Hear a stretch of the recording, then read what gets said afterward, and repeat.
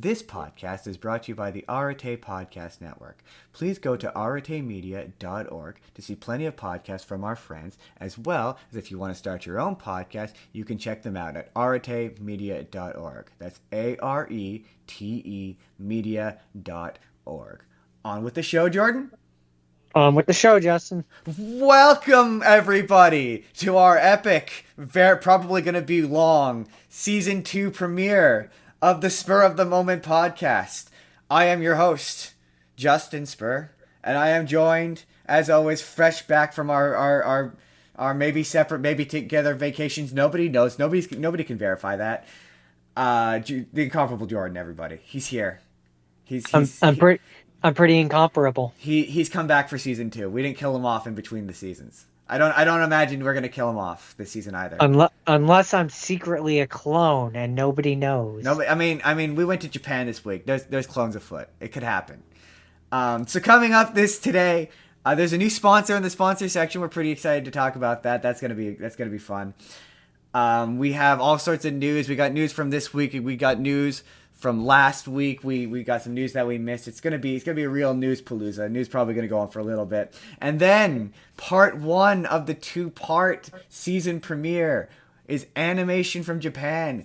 Some of it is anime. Some of it, depending on what your definition of anime is, could be anime. We'll talk about it. It's gonna be fun. Let's just jump into the news. Jordan, do our news jingle. Stop! It's terrible. It's bad every time. I don't know why I asked for it. It's bad. It's not good.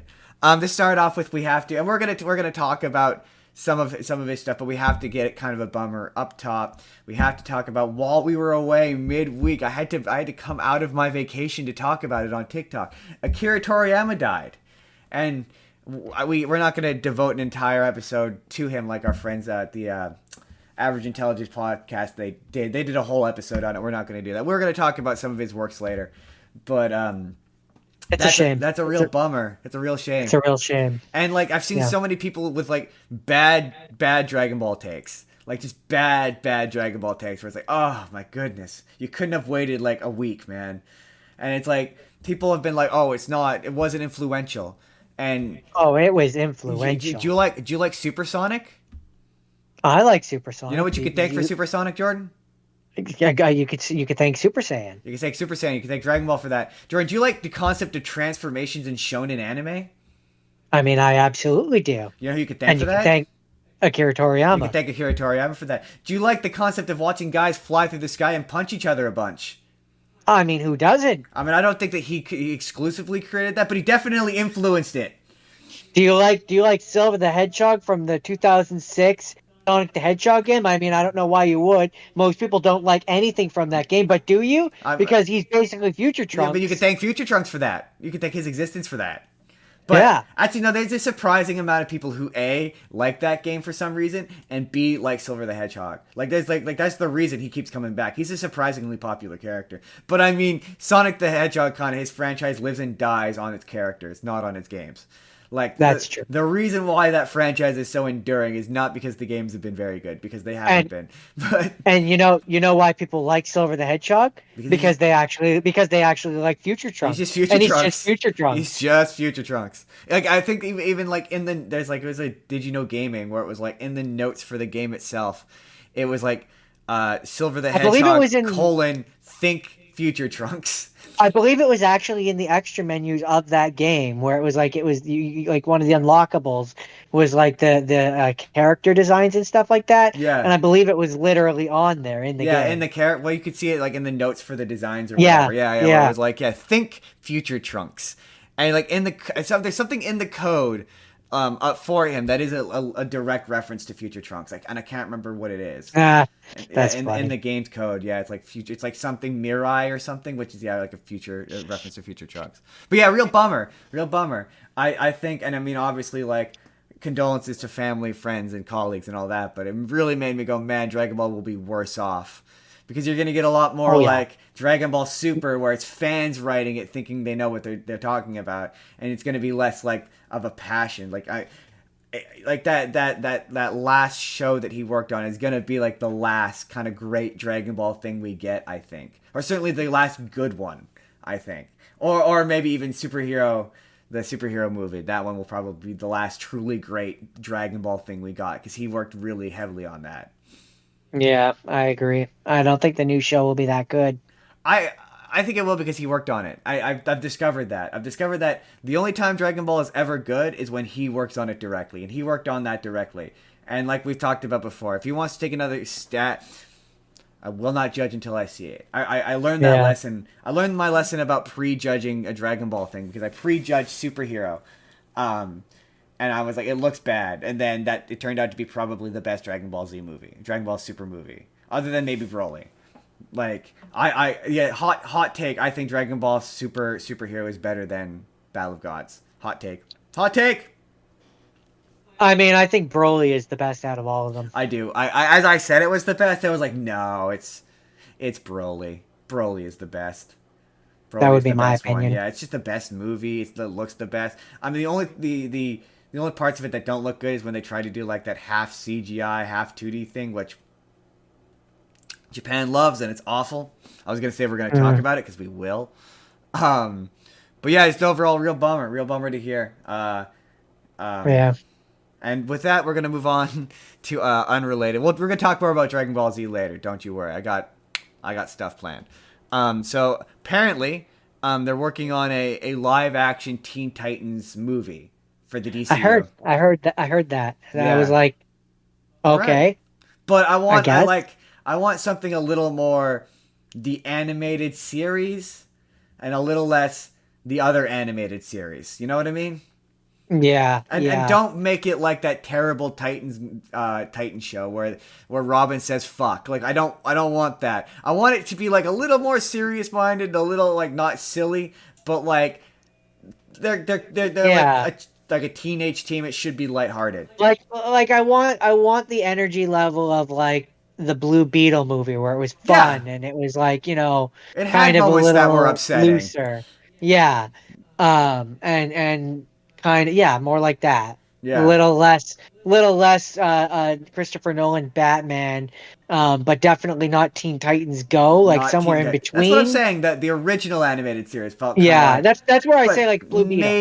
maybe I like dial up the seriousness just like a little bit because that's also kind of silly. But yeah, well, it's funny you say Blue Beetle because I thought I saw or I'd read somewhere that which I don't know, but he was gonna be in it because there wasn't any real intentions of like because that's just a thing now with especially with characters where that's another yeah we're gonna talk about another character that's similar but apparently he's not gonna get like his own movie but he's just gonna appear in other movies Interesting. and so there's yeah I read So like I think I so read somewhere that he might be in it so like the Hulk.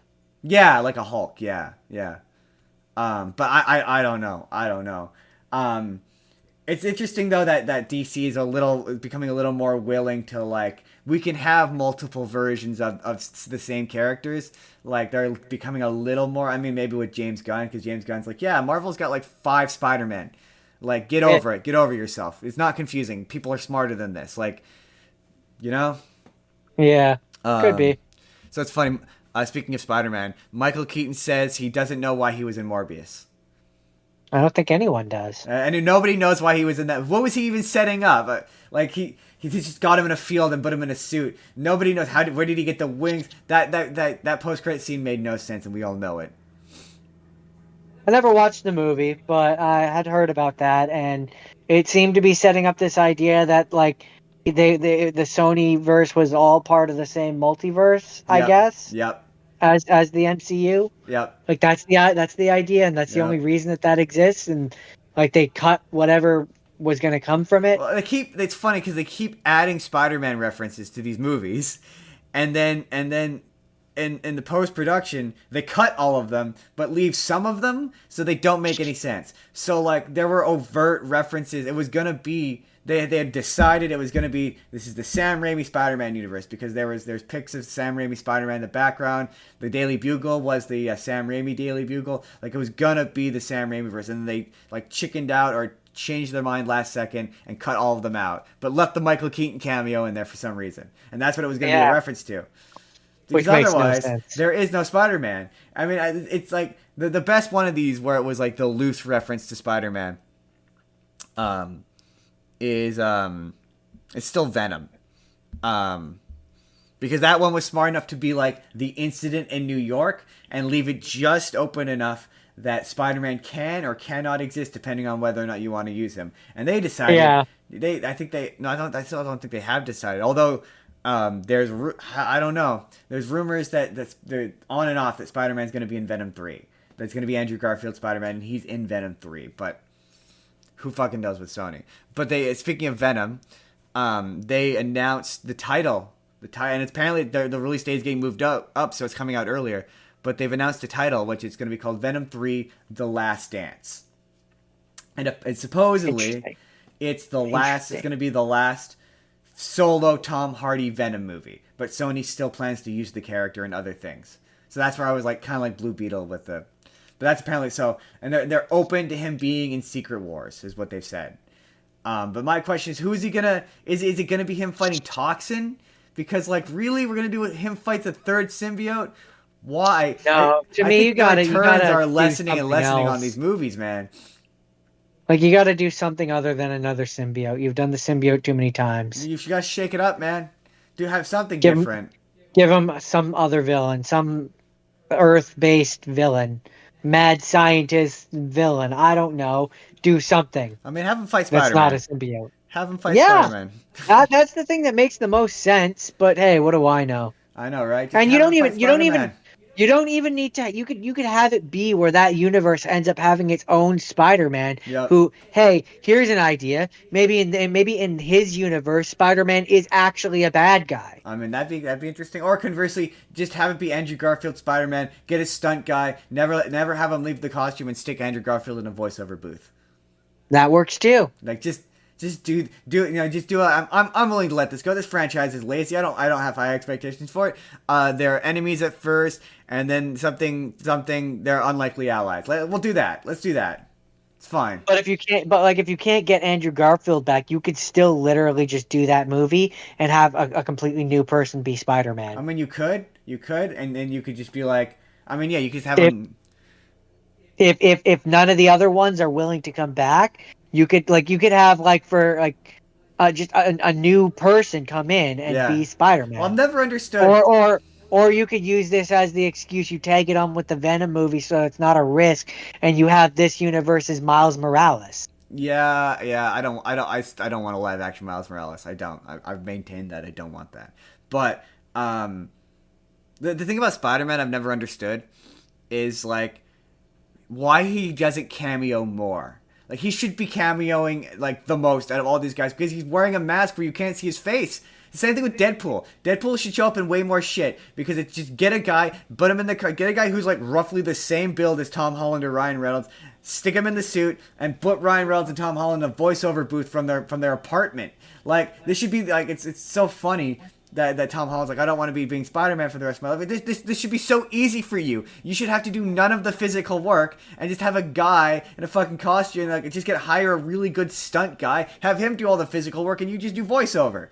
Like, this character should show up a bajillion times and like a bajillion different things, and he doesn't, and it's mind-boggling. In terms of Spider-Man, it's because of Sony and their legal issues. I can't speak for Deadpool why they don't do that with. I guess because he's not serious enough of a character, and they don't want him in all their serious movies. I guess not, but still, that's my thing with these characters who have like full face masks, where it's like we're at this stage now. And I mean, I said the same thing about Tobey Maguire's Spider-Man. It always drove me crazy. How hard was it to get him in a voiceover booth? Like, how hard was it? Back then, harder than it is now. I mean, no, it wasn't. You know how they had voiceover over live action back then. Put a guy in a stunt double in the suit and get him in a voiceover booth. Like, I don't understand this. Like, it doesn't make any sense. Like, why is this character not talking? Anyway, moving on. They've announced the Among Us voice cast, and there's some interesting ones. So we got Among Us voice cast. Yeah, they're making a TV show.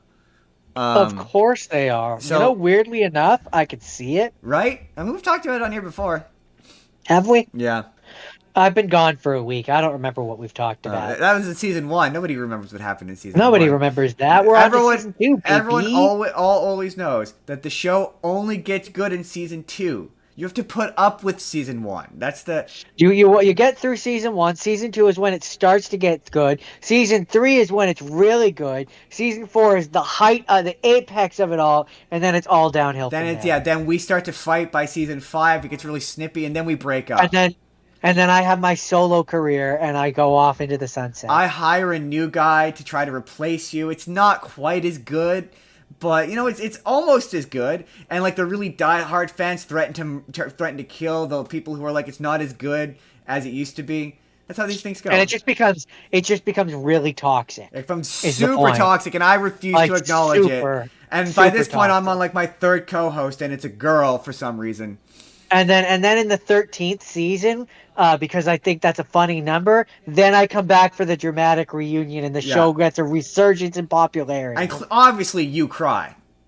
I mean, you cry, I cry. No, I don't cries. cry. I don't cry. I'm stoic. You cry. No. You turn your head away from the camera as tears roll down your face, and you're like, "It's a shame it's raining today," and everyone knows you're crying, but we don't acknowledge that you're crying. Yes. That's exactly what's gonna happen. See, we've planned out our entire roadmap of the Spur of the Moment podcast radio universe. 6 seasons in a movie. Yeah. Anyway, Anyways, no news. The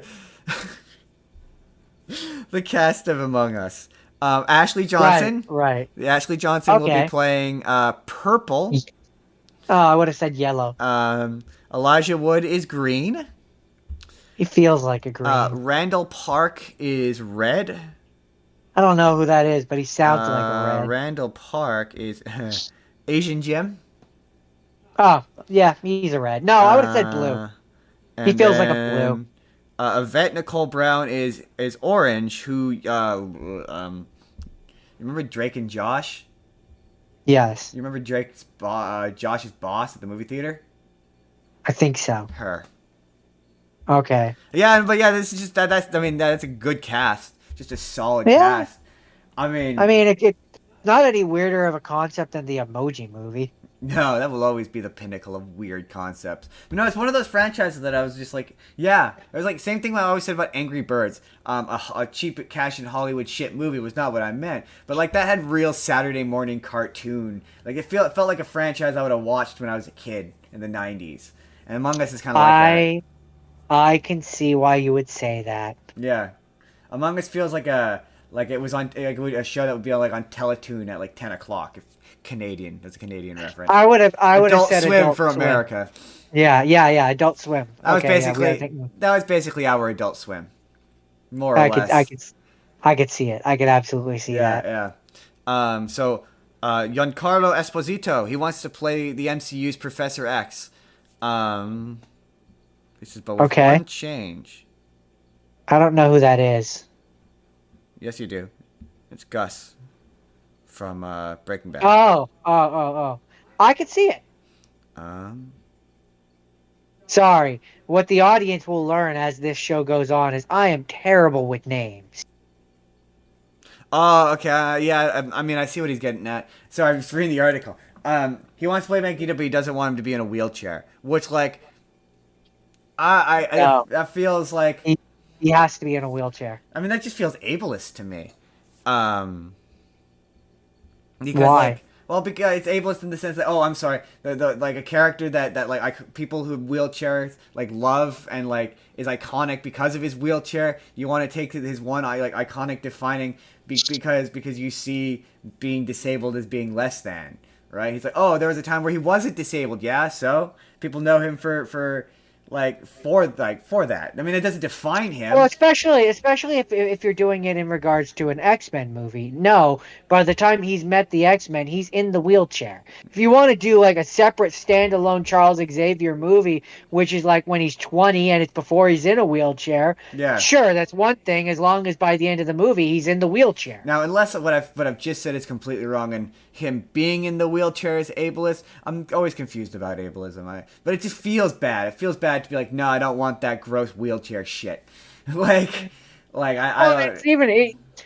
even ignoring that fact, which yes, you're right, but even ignoring that fact, it's a pretty important staple of his character. I mean, no, not really. Yes. He's in the That wheelchair. that I can. Well, yes, it's a thing he's known for, but I wouldn't say it's like in terms of it being a story or character device. No, you can one of those take or leave kind of No, things. yes, no, it is very much one of those. He's in the. That's why he's the mentor of the X-Men. That's not why he's the. If he was able to run around and be part of the adventure, he would be the leader of the Yeah, but X-Men. there's certain comics where he is the leader of the. It's when you have a character. I mean, I'm sure there are versions of him in the comic. That's the thing. When you have a character that's existed and been around long enough, I'm sure there's a version of him that came out of the wheelchair, especially with the X Men. They die and come back to life so often that. Nah, hard pass. But it's just yeah. I mean, to me, it's the ableism stuff where it's like I don't know. It feels icky for him to be like no. I I ride or die with him in the Um, wheelchair. but he wants. I saw a thing where he was like, I want. He wants to be Professor X and he wants Denzel Washington to be Magneto, and I'm like all right. I mean, that's different. Yeah, it's different. I mean, That's a choice. That's a choice it's certainly a choice. I like Denzel Washington, so it's not a choice I'm against. But per I se. per se, I don't know. I just don't know that I want old Charles Xavier and old. I mean, I'd like someone like sort of middle of between James McAvoy and you know what I mean, like a someone who's not like an old ass man, but someone who's not like a young guy. Like 50. Yeah, or a guy in his 40s, maybe 40 late mid 40s. But someone who's not like 70 or 80. Although I don't think those guys are 70 or 80. I don't know how old they are. Anyway, I have no idea. apparently they're making a Cat in the Hat movie. Apparently Like, there's a again? new animated movie that's coming out in 2025, and um, Illumination? I don't know Warner Brothers apparently. Oh, Um, interesting. and Bill Hader is reportedly been cast to play the Cat in the Hat. Which Hmm. I don't know. I don't know if it's gonna be. It just says Cat in the Hat movie. It doesn't say if it's gonna be an adaptation of the first book again or. I Okay. stand by the fact that they should do the Grinch's the Cat in the Hat and do a crossover. Do it Yeah, well, that's animated. where I thought that's why I was like, is it Illumination? Because if it's Illumination, then I could be like, okay, maybe they're queuing up for That'd be kind of fun. a mix between their Grinch and but Yeah, maybe not. I don't know. It's too vague for me to have an opinion on. I know, right? Other than I like Bill Hader, and it's funny because he's already played the Cat in the Hat. Has he? Yeah, he played the Cat in the Hat in a live action in a sketch on SNL where it was he was making fun of the Mike Myers version. So he's technically already been the Ah, Cat in the Hat, technically speaking, if you squint at it in a certain way. interesting. Apparently they're still making that Star Wars Knights of the Old Republic remake, which I thought Oh got yeah, canceled. I Yeah, thought that got they canceled. said it got canceled, but apparently it's coming out 2025. Interesting. I guess there was enough fan demand for it that they changed their mind. I guess. I mean, I'm excited for that one. I've always wanted to play that game, and I have no interest in playing the original. In fact, I don't think I can play the original. You could. It's on cell phones. Yeah, nah. Um, I've played the original. I like the original. I'm interested to see what they do with a I was remake. always very sad that Old Republic failed because that I like that game. That game was fun. Um, The MMO, yeah. it didn't fail. It's still ongoing. I mean, it went free to play. The minute a game goes free to play, it's it. That's it. It's toast. It loses most of its quality of life, and it slowly dies. And I don't. Are there still servers? Pretty sure there are. I heard that the last one shut down a while ago, but that's surprising I to me. I I don't know. I haven't kept track of it. I That game thought was it still did. frustrating because it had solo areas that you could only go in with like if you were a Jedi, I was like level 39, and because we used to play MMOs at breakneck speeds, we'd like bust through quests, but we'd be under leveled because we were just so fast. So like I got to a point where you had to go in solo as a Jedi or with other Jedi's to beat a boss, but I was too low level to do it by myself, and like it wasn't you couldn't like yeah, it was too hard to group with people because it was still new and I couldn't. And then I'd heard that the end game was terrible. There was no end game content. So I'm like, yeah, I don't really feel all that motivated to finish this, and I never did. I think the highest I got was like level 39, and then I never finished it. Yeah, part of the problem too was I'm we stuck. weren't playing it with our usual people, Yeah. and so it just became a single player game, which was not a single player game. Yeah, they wanted you to team up, but the thing was, it wouldn't like you'd be running around, and there'd be other people who were different classes around you. Like there's points where I'd team up with other classes, and like that's kind of the idea with these games is you want to team up with other classes, right, to balance out a party. But then you'd hit these sections where it's like, yeah, only Jedi can do this, and there's no other Jedi around, and so like you go and try to fight it by yourself, and you see other people who could help you, but they're not Jedi, so they can't help you. So I got stuck. Or the other one that was kind of like that was Guild Wars, where I went through the quest Guild so War, fast. Guild Wars 2, Yeah, I technically. went through the and there was nothing. I couldn't figure out. I couldn't find any things to get experience, and I couldn't. I got stuck, and I had to quit. And I've never gone back. And speaking of Star Wars stuff that apparently didn't get canceled, which they said it was canceled, was that Patty Jenkins being the woman who directed Wonder Woman, she was helmed to direct a Rogue Squadron movie. Oh yeah. Um, and it Okay. and it was gonna be like it was gonna be kind of like a World War.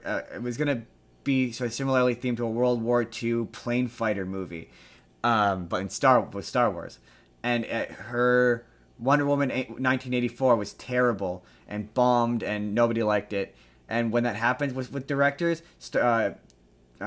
Disney yanks Star Wars projects away from them. It has happened a bunch. So like Josh Trank, the guy who directed Fan Four Stick, and he directed Chronicle. He got Fan Four Stick off of the back of Chronicle, and then obviously we know what happened with Fan Four Stick. He got kicked off of his Star Wars project because of that. Same thing with they hired on the guys who made Game of Thrones to do a Star Wars movie, and the last season of Game of Thrones did really badly, and everyone fucking hated it, and they got kicked off of it. So everyone thought she got kicked off of this movie. So it's surprising to see that it's still coming. I'm not against it. To me, I'm never against a Star Wars thing or a Marvel thing for that matter. When it tries to be different, and that sounds different. It definitely sounds different. I need to see a trailer before I render any judgment. I mean, it's a modern Star Wars thing. It's going to be dark and muted. That's what they look like now. I stand by what I said. And then Street Sharks. Street Sharks are back. They're bringing Street Shark back for 30th anniversary, and there was a really fun stop motion um, animated short that made me go after I thought because Jordan, while he was away, he watched the newest Turtle movie. Um, Yes, yes, I did. and it On the got plane. yeah, it got me thinking. Um, I want to bring Street Sharks back. I want to bring Street Sharks. I want to bring Street Sharks back. But I want to kind of do it like directly inverse to the Turtles because the Turtles have kind of gone from like being known as this child friendly thing. When it wasn't, it started off as this R-rated, dark, bleak comic book, and it became this child-friendly thing in Mutant Mayhem, which is largely a movie for children. I thought that movie was good. I thought it was funny, but it is largely a movie directed and made at children. I saw the trailer for their show. Now that you've seen the movie, I'm almost tempted to show you the trailer for the new show because it just looks like it's by way of Rise of the Teenage Mutant Ninja Turtles, which I also didn't like. But I want to do bring back Street Sharks and do it directly inverse to that. I don't want to make it hard R-rated, like just crazy R-rated, because that thing started off as just a blatant shell to sell toys to kids. I want to like make it R-rated and bloody and violent, and like the Street Sharks, like they eat guys and like tear them in half and like rip them apart. And it's super like aggro and aggressive and like hyper masculine, and it's just about murdering bad guys. I mean, that sounds very over the top and gratuitous, but I'm down. Right? Right? I'm like I just want to do it like it's the exact opposite of the turtles in like almost every way. I think like I think we can do it. I think we're in a spot in our pop culture where I think we could probably do it. I would so watch that. I think we could. I Um think we could. so apparently in Scream 7 news, I'm not sure if you had heard. I mean, I don't know if you keep up with Scream news, but No, no, not really. No, in the last Scream movie, the main you've seen them, some of them, right? I think, right? I feel like I'm not sure. if I said the name Sidney Prescott, would that mean anything? Not offhand. Okay, she's the main character essentially of the first like 3 to 4 Scream movies. Um, she came back for the fifth one, which was a like all the Scream movies very generally are parodies of slasher flicks, and Is that so the one where it's Ghostface? yeah, Ghostface. I feel like you've seen I, it. I I think I've seen at least a few. I feel like you've seen at least the first three. I feel like. I feel like I came out here and you were watching at least you were watching the first one once. I feel like. I don't remember. Anyway, not the point. It's a horror movie. I can pretty much guess the details. But they when they like, you know how every franchise came back and did like a requel. Yeah. Yeah. Well, this was the parody of a requel. The fifth one came back and it was a parody of requels. So it was like it's got a new cast. It's got new people, but there's got the legacy characters. That movie drove me crazy because it fucked up requels. Like it was like they were like, "Oh, you're a legacy character, you're safe." No, legacy characters are not safe in a requel. I cannot stress that enough. Because that's the point. You need to prove that the new bad guy is a big deal, and you do that by killing a legacy character. It's a fast way to establish that. So, like for example, in The Force Awakens, which is a very great example of requel. Spoiler alert if you haven't seen The Force Awakens. Han Solo dies. He's a legacy character. It's to demonstrate the ruthlessness and the brutality of the new bad guy. And so it's like, no, a legacy character is not safe. And so anyway, so they made Scream 6, and Neve Campbell, the woman who plays Sidney Prescott, the main girl, didn't want to come back because she wasn't being paid enough money. She didn't feel she was being paid enough money. And so she didn't come back for the sixth one. She wasn't in the sixth one. And in my opinion, you barely noticed she was gone. But everyone was like, oh, they need to bring Sidney back, bring Sidney back. Anyway, the new main girl, she was let go of the seventh one because of opinions she had about a certain conflict in a certain place in the world we're not going to bring up. So she got let go. And they were all and then the other girl, who was one of the new girls, didn't come back because she said it was scheduling conflicts, but people thought that it was in like solidarity or whatever. All that to say, all that background to say that they announced that Neve Campbell Neve Campbell. I don't know why I want to call her Neve Campbell. They announced that Neve Campbell is going to come back to Screen 7, proving that there was the correct amount of money that they would have said to bring her back. And they finally said the correct amount. And it's like whenever anyone's like, oh man, she has such morals and she supports Melissa Barrera, I think is what her name is. No, apparently there is a correct amount of money to make a person compromise their morals. There always is. I'd be curious to know how much money caused her to compromise her morals. Enough money. It was clearly enough money. I haven't seen season 6 of Black Mirror, but they announced that season 7 is coming, and that they're gonna do a USS Callister sequel, which it was the only reason why I kept it, because that actually interests me. I think it might be the first time Black Mirror has done a sequel. I think a direct sequel, and I'm interested to see how they follow that one up. Which episode was that? That's the one where it's Star Trek. Oh, yeah. Interesting. Okay. Yeah, I'm like, is he gonna come back for revenge? Like, how does that work? Because didn't they delete his like world at the end of it? They went to the internet. I think so. They haven't said who's coming back for it, just that they're doing it. Interesting. Yeah, I remember he like dies at the end of it. So it was. I remember that one being pretty final. Does it feel like there's a lot of ambiguity to the ending? Yeah, I don't specifically remember how that ends. I'd like to watch season 6, but unfortunately, I don't have Netflix, and I refuse to get it. So unless someone wants to pay me to get it, in which case I will get it. But if a sponsorship wants to help fund Netflix, otherwise I refuse to pay for it. Yo ho. So Nintendo announced that they're making a new movie set in the Super Mario Brothers world with Illumination at some point in the future, and that it's coming. I mean, yeah, I felt like that was a pretty foregone conclusion. They have officially announced it. They're not saying what the movie is, though. I'm guessing it's probably going to be that Donkey Kong spinoff.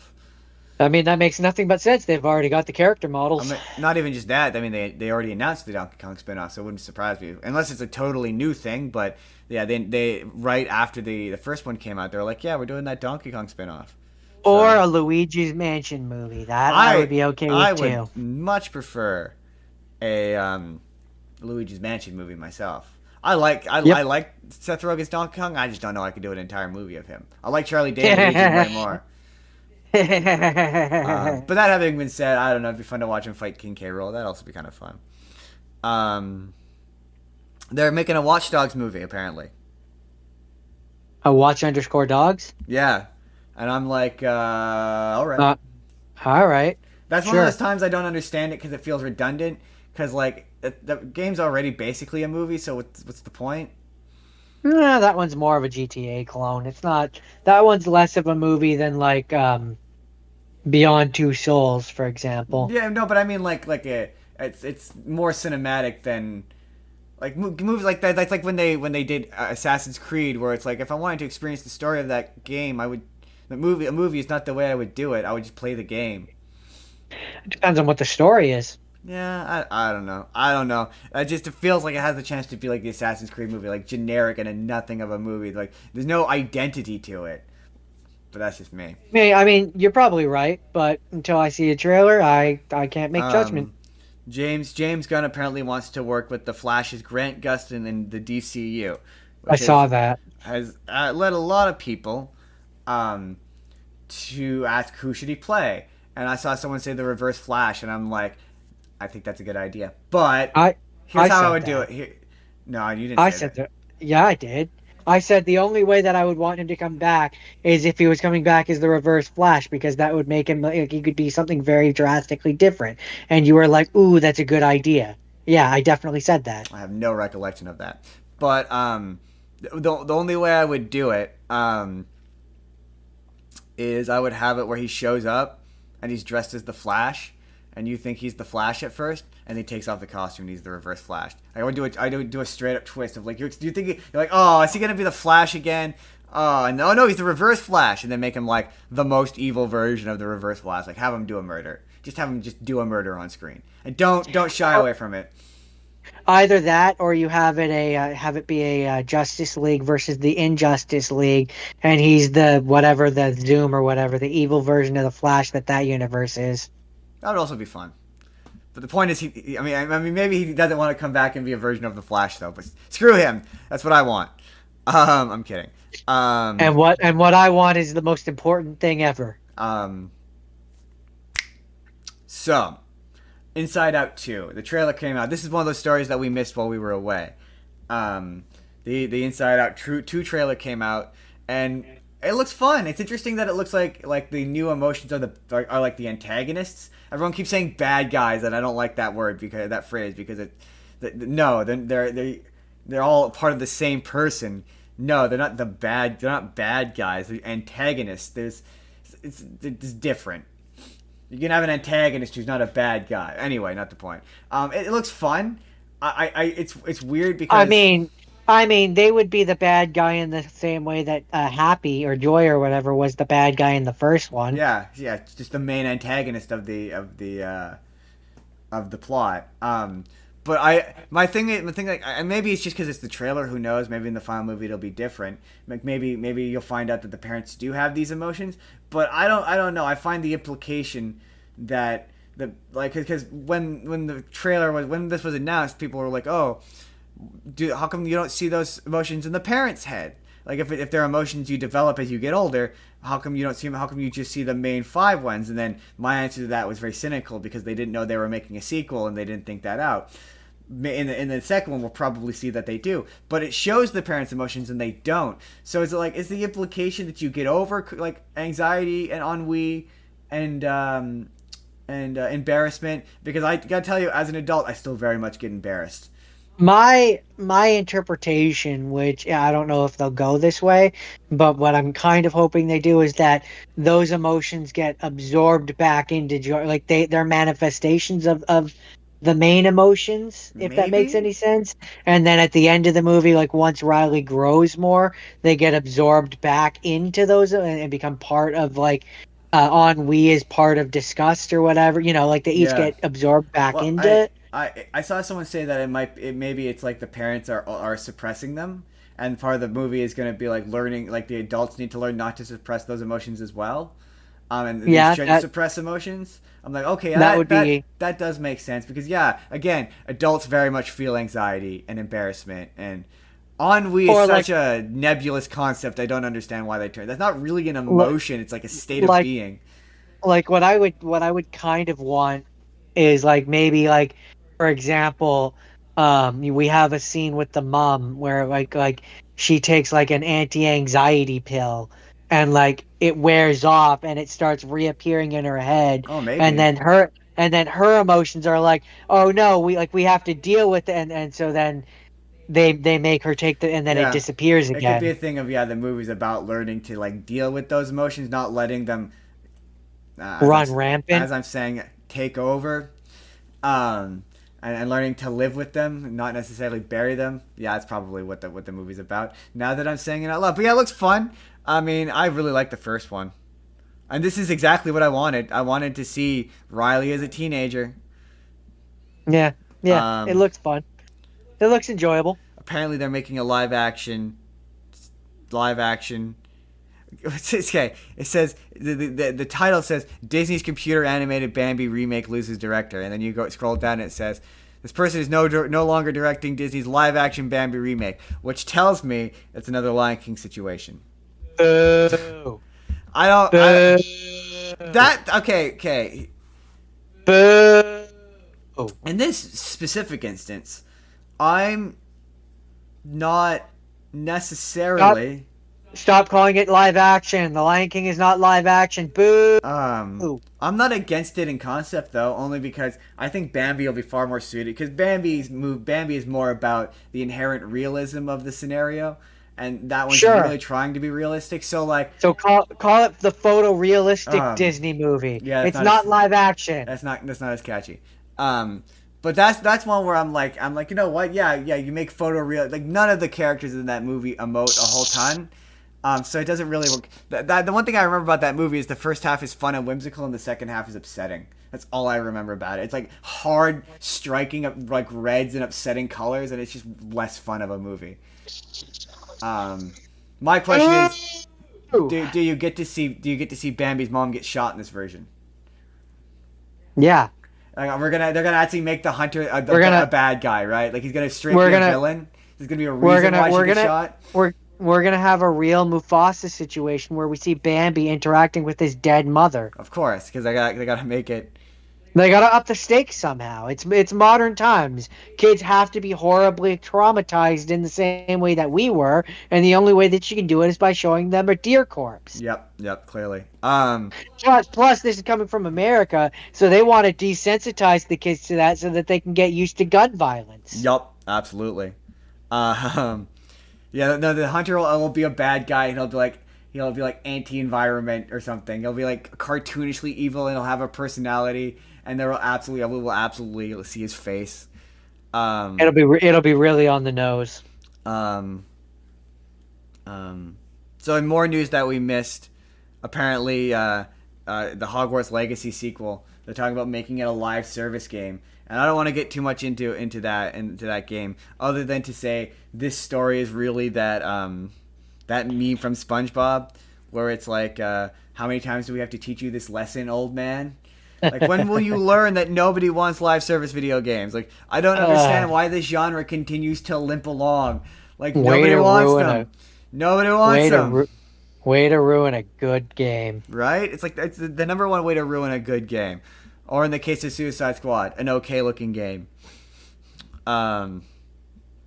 Yeah, I apparently would they're have just making said, I would have just said, or in terms of the Suicide Squad, a game. a game. And yeah, apparently they're making a new Friday the 13th movie, which I stand by the fact that if you're gonna do a Friday the 13th remake, cut Jason out, cut him out, and How? just do a remake of the first movie.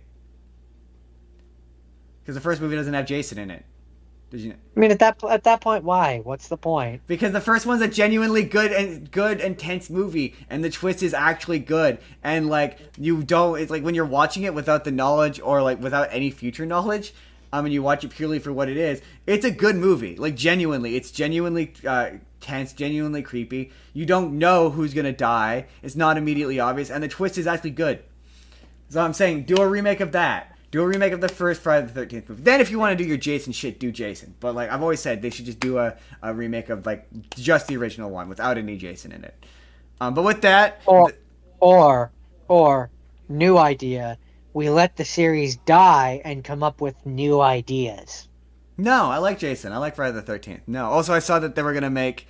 I didn't actually open the article, but it sounded like there's an actress who wants to do Friday the 13th, and she wants to be not Friday the 13th, Nightmare on Elm Street, and she wants to be Freddy Krueger. And I'm like, how do you do Freddy Krueger as a woman? Because that character's a pedophile. Like I don't that 90%. Well, let's not be sexist. Women can be pedophiles too. I know, Come on. not in quite the same way. At least I don't know. I don't know that character works if it's a woman. This is one of those times where I'm like, I don't know why I would want to be Freddy Krueger, but hey. If it's good, it's good. I'm just saying I don't see it. Anyway, with that, we're going to move into our sponsor section where we're testing out a new sponsor this week that has been given to us. Our friends across the network. We haven't shared this yet because we don't know how it's going to work out. If it works out, we're still fine tuning. Yeah, it's still this is a pilot program. But today's episode is sponsored by... Well, first, let me ask you a question, Jordan. Today, we're going to Japan, okay? Today, we're going to Japan. I wish I was going to Japan. In multimedia form, we've traveled to Japan. But let's say we had the money and resources to actually go to Japan, but we were like, man, going to Japan is just planning it is stressful. You know who it's complicated. You know who you could contact. You can contact the sponsor of today's episode, Flight Center with Susan, okay? If you go to the link in our description, you click on it, it'll take you to her website, and she is a travel agent. She is easily one of the best we've ever dealt with. We've dealt with her a few times now. Just let her know that we sent you. Absolutely. Number one thing, let us know. But let me get through the pitch first, okay? Before we get to that part of it. So, she's helped us multiple times. She helped us with this vacation that we just went on. She helped us get there. She did all the planning for that. We went to Disneyland multiple years ago. She set the whole thing up for that. We went to a convention. She does a ton of work. She's very good at it. She will essentially do research. She does the research. She will do all the work so you don't have to. She will tell you where to go and when to go and how to get there, and she will do all of the work for you. All you have to do is pay her. And also, if you click the link in our description, and, like Jordan said, let her know that we sent you, what will happen is when you book with her, if you book above a certain amount, she has an incentivization for you. She will get you a gift card that of your choosing. You could choose the gift card, if that's something that works for you. She recently booked with someone, they got, if you're Canadian, a Tim Hortons gift card. She will incentivize you to book with her. And again, she does all the work. Just trust her, go to the link, tell her we sent you, because not only does it help her out, it helps us out. It lets her know that we sent you, that we're friends, and most importantly, it takes the stress off of you. That's exactly it. It takes all that stress of booking a vacation completely off of your shoulders and puts it squarely onto hers, where it. You just let her know. You let her know where you want to go, what your budget is. Give her some details, and she'll do the rest. She will take care of it for you. She will absolutely go that extra mile. She's gone that extra mile for us. So that's Susan at Flight Centers. Click the link in the description below. Again, let her know that we sent you, though. Say that the Spur of the Moment podcast sent you. Or if you want, you can just say Justin and Jordan sent us. That works too. But just let her know that we sent you. That's the important part. Cool. Thanks again, Susan, for sponsoring this episode of the podcast. Jordan, let's move on to Japan. Let's do our travel to Japan. And as always, as is the tradition, We're going to continue the tradition with season 2. Jordan gets to go first. And let's begin, Jordan, with the stuff I'm assuming you have seen. You would like to start there? Oh, no, rapid fire. We got to do rapid fire. I was going to say, oh my God. Rapid fire almost got killed off in between seasons. Poor rapid fire. He almost didn't make it. Yes, let's do rapid fire. You can go first with your first one. Okay, I don't have too many today. No, I don't either. I'm gonna start with the series and then I'll do the movie. Oh, if you want to, real quick, because I've got a couple of series that's related to the one I had seen. If you want to just fold it into that, did that make sense?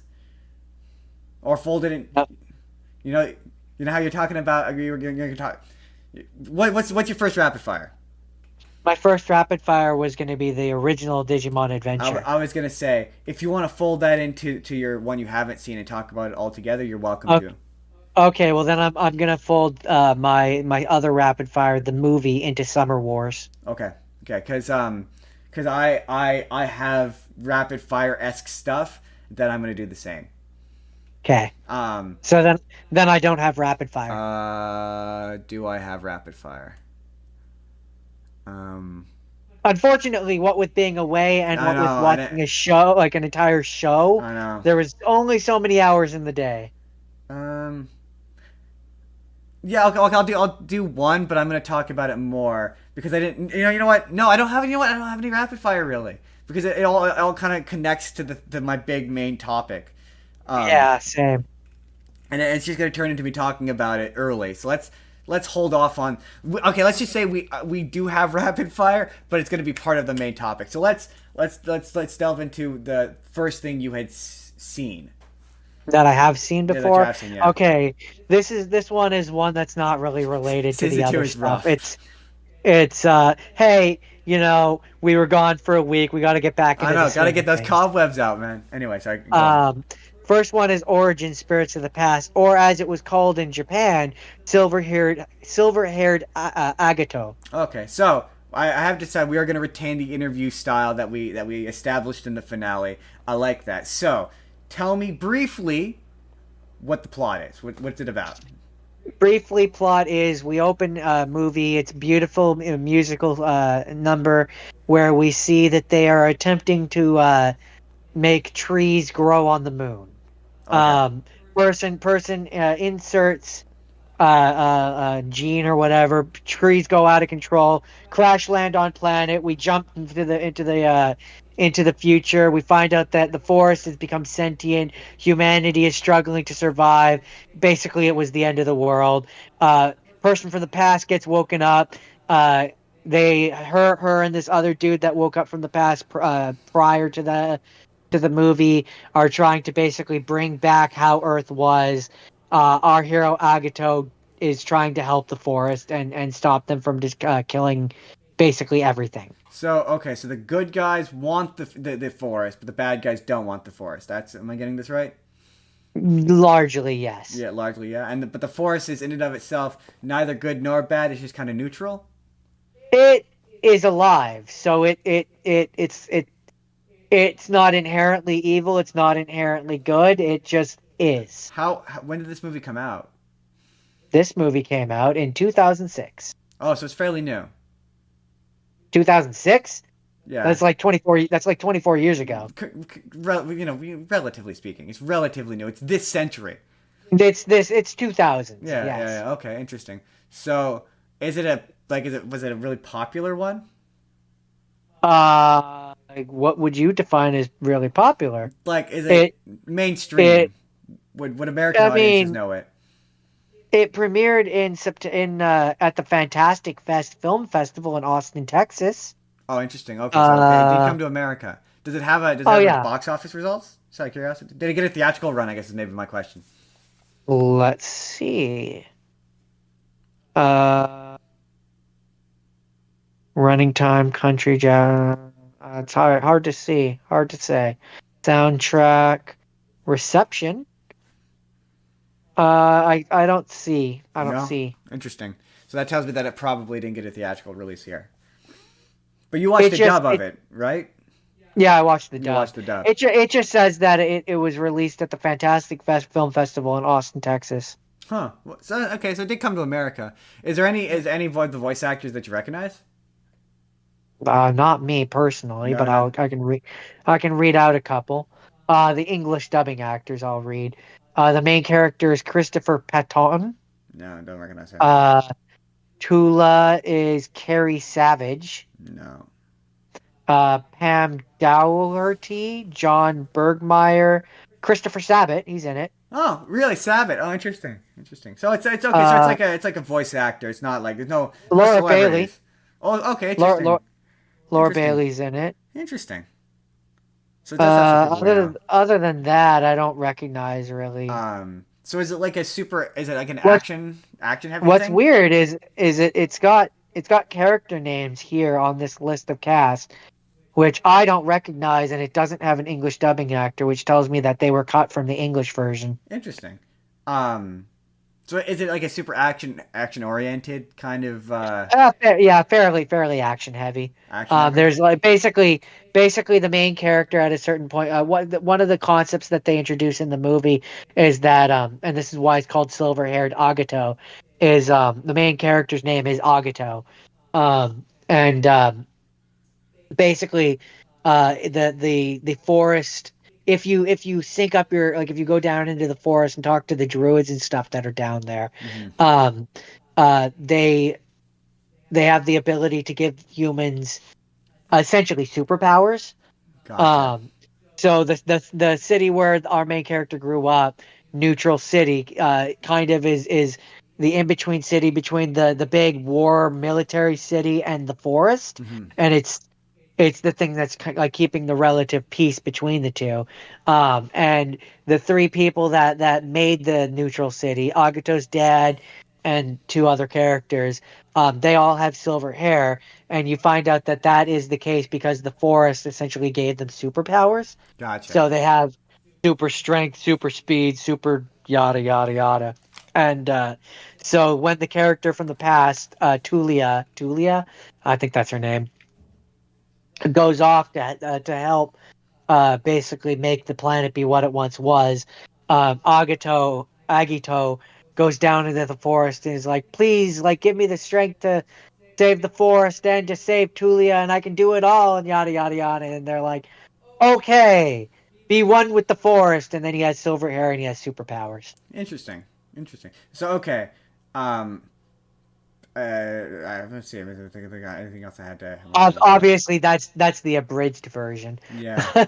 Is there anything like super weird or like out there about it, or is it just a fairly I like? mean, I I don't know if you would call it super weird, but you know me, I when I say like I'm not a big I like my music to be in English. Yeah. Um so when I say that first scene has a song which is in Japanese that I love that opening scene. I've showed you that opening scene before. Yeah. Um like I have specifically that this movie is otherwise just okay. Fair enough. That opening scene is what I like about this movie. Interesting. Was there anything else? I remembered one rapid fire I had.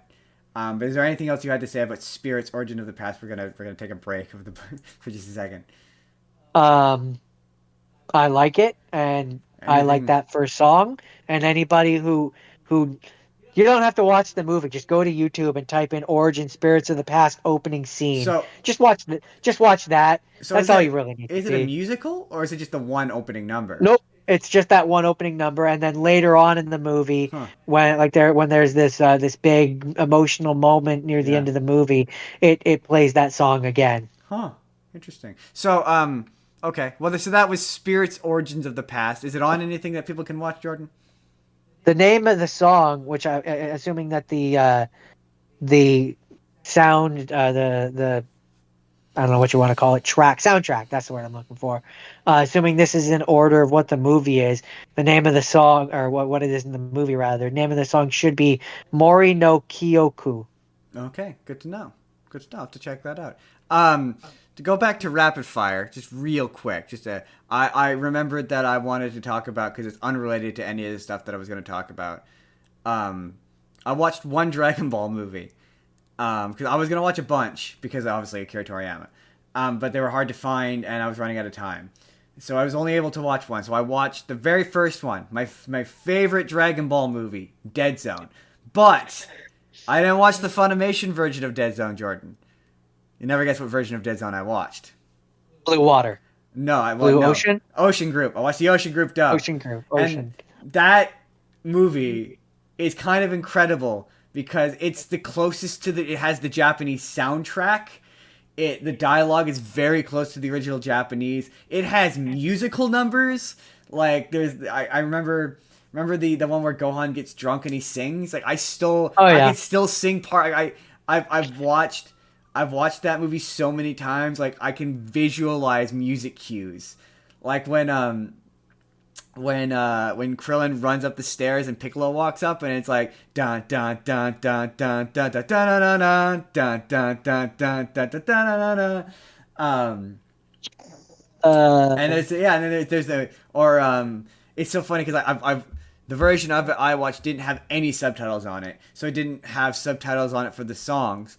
But when we watched it as kids, the version of it that was on the VHS tape that I owned had lyrics, and so there's a point where where the song goes da na na da na na, and I still remember the lyrics in Japanese go, I feel good, really good. I feel really. I remember that, but yeah, it's wild. Like there's cursing in it. It's way more violent, and surprisingly, the animation is phenomenal. Like the budget is really there. Like that sequence where they were trying to slice and dice Goku with the swords, and he's just like dodging past them. It looks so clean and so smooth. It looks better than a lot of the stuff on the show because obviously it has quite a larger budget. And it's funny because people who think that they grew up with Sean Schemmel and Chris Sabat, they didn't. Most people don't realize that they grew up with the Ocean dub, and that Goku and Vegeta and Piccolo were all voice matched to them. And so the guy who does Piccolo, Scott McNeil, he sounds just like Chris Sabat's Piccolo. Like it sounds almost exactly the same. There only a few characters really sound like drastically different, and that's Master Roshi and Bulma. But like Krillin and Chi-Chi, like they more or less sound like they do in the Funimation dub. It's really quite interesting because they were the first guys to own the dub, like that, and eventually Funimation bought it out. That's why Funimation now owns the rights to it. But for the longest time, it was Ocean Group. Interesting. Yeah. A fascinating bit of trivia. Yeah, so a lot of people think they grew up with Sean Schemmel, but in fact, most of you, grew up with an actor called Peter Kalamis. And yeah, that's the version of Goku you think you know. And that's apparently Sean Schimmel's a dick anyways. Yeah, apparently he's a huge dick. But anyway, yeah, that's my one rapid fire. It's not related to it's funny, I do have a rapid fire, but it's actually related to one of yours. And it was one that I hadn't seen, but I don't have anyway, we'll get there. So with that, what is your second had seen? Well, my second have seen, I'm gonna have to preface it with one of my rapid fires, because one of my rapid fires was essentially the prototype version of this movie. So one of my rapid fires was gonna be I watched the Digimon the movie, like the American version, where it's 3 different short movies smushed in which, as watching it as an adult, it definitely feels like Frankenstein together. Oh, for sure. Well, I mean, I will say that the way more than it did as a kid. Yes, absolutely. The thing I will say about the Frankensteining of it, the first 2 segments feel less Frankenstein together because that first segment, like, even though the animation is very different, they're very different from each other. They at least go like, oh, it's a prequel, so you're kind of it's not prequel, a prologue. It's a prologue, so your brain doesn't quite. So your brain can kind of be like, oh, well, this is the filter of the past. That's why it looks different. Yeah. Whereas the second and third one have nothing to do with each other, like at all. I'm assuming you read about the third one. I kind of just remember you telling me about it from the past. Yeah, no, it's why, like, the other Digidestined, you know that scene where they all get turned back into kids? Yeah, the other Digidestined are there. Yeah. And they also get turned into kids. But the part that I wanted to focus on because it's the most relevant to what my actual pick is the second part, which is the part where they're fighting Diaboromon on the internet. Oh yeah, Um, yeah. The best part, you mean, with which Omnimon? which yeah, which I believe in the original version is called Our War Game. It is called Our War Game. Um, Yeah. but that part uh so that leads okay. Yeah. That leads me into what my pick is, which is made by the same director that directed that short film, He directed all of which is them. called He directed. which is called which is called Summer Wars. Yeah. He actually directed all three of the segments of it. He directed all three of those movies. So it's all the same guy. All right, but that's the important part is the middle one. Yeah. The That's the plot. The one that we're plot is similar to the middle one, but they're all made by the same guy. no. The plot of Summer Wars is the middle one. It is the middle one. The same. It is the same plot. The director himself has went on record saying Summer Wars is just an extended version of that Yeah. movie. He basically said it was a remake, essentially. Yeah, Yeah. like it is the full version, like what it was always meant to be, It's, without being held back and hamstrung by having Digimon in it. yeah. Yeah. What's funny is you could make a feature length version of the Digimon version. I mean, they technically And did, I suppose.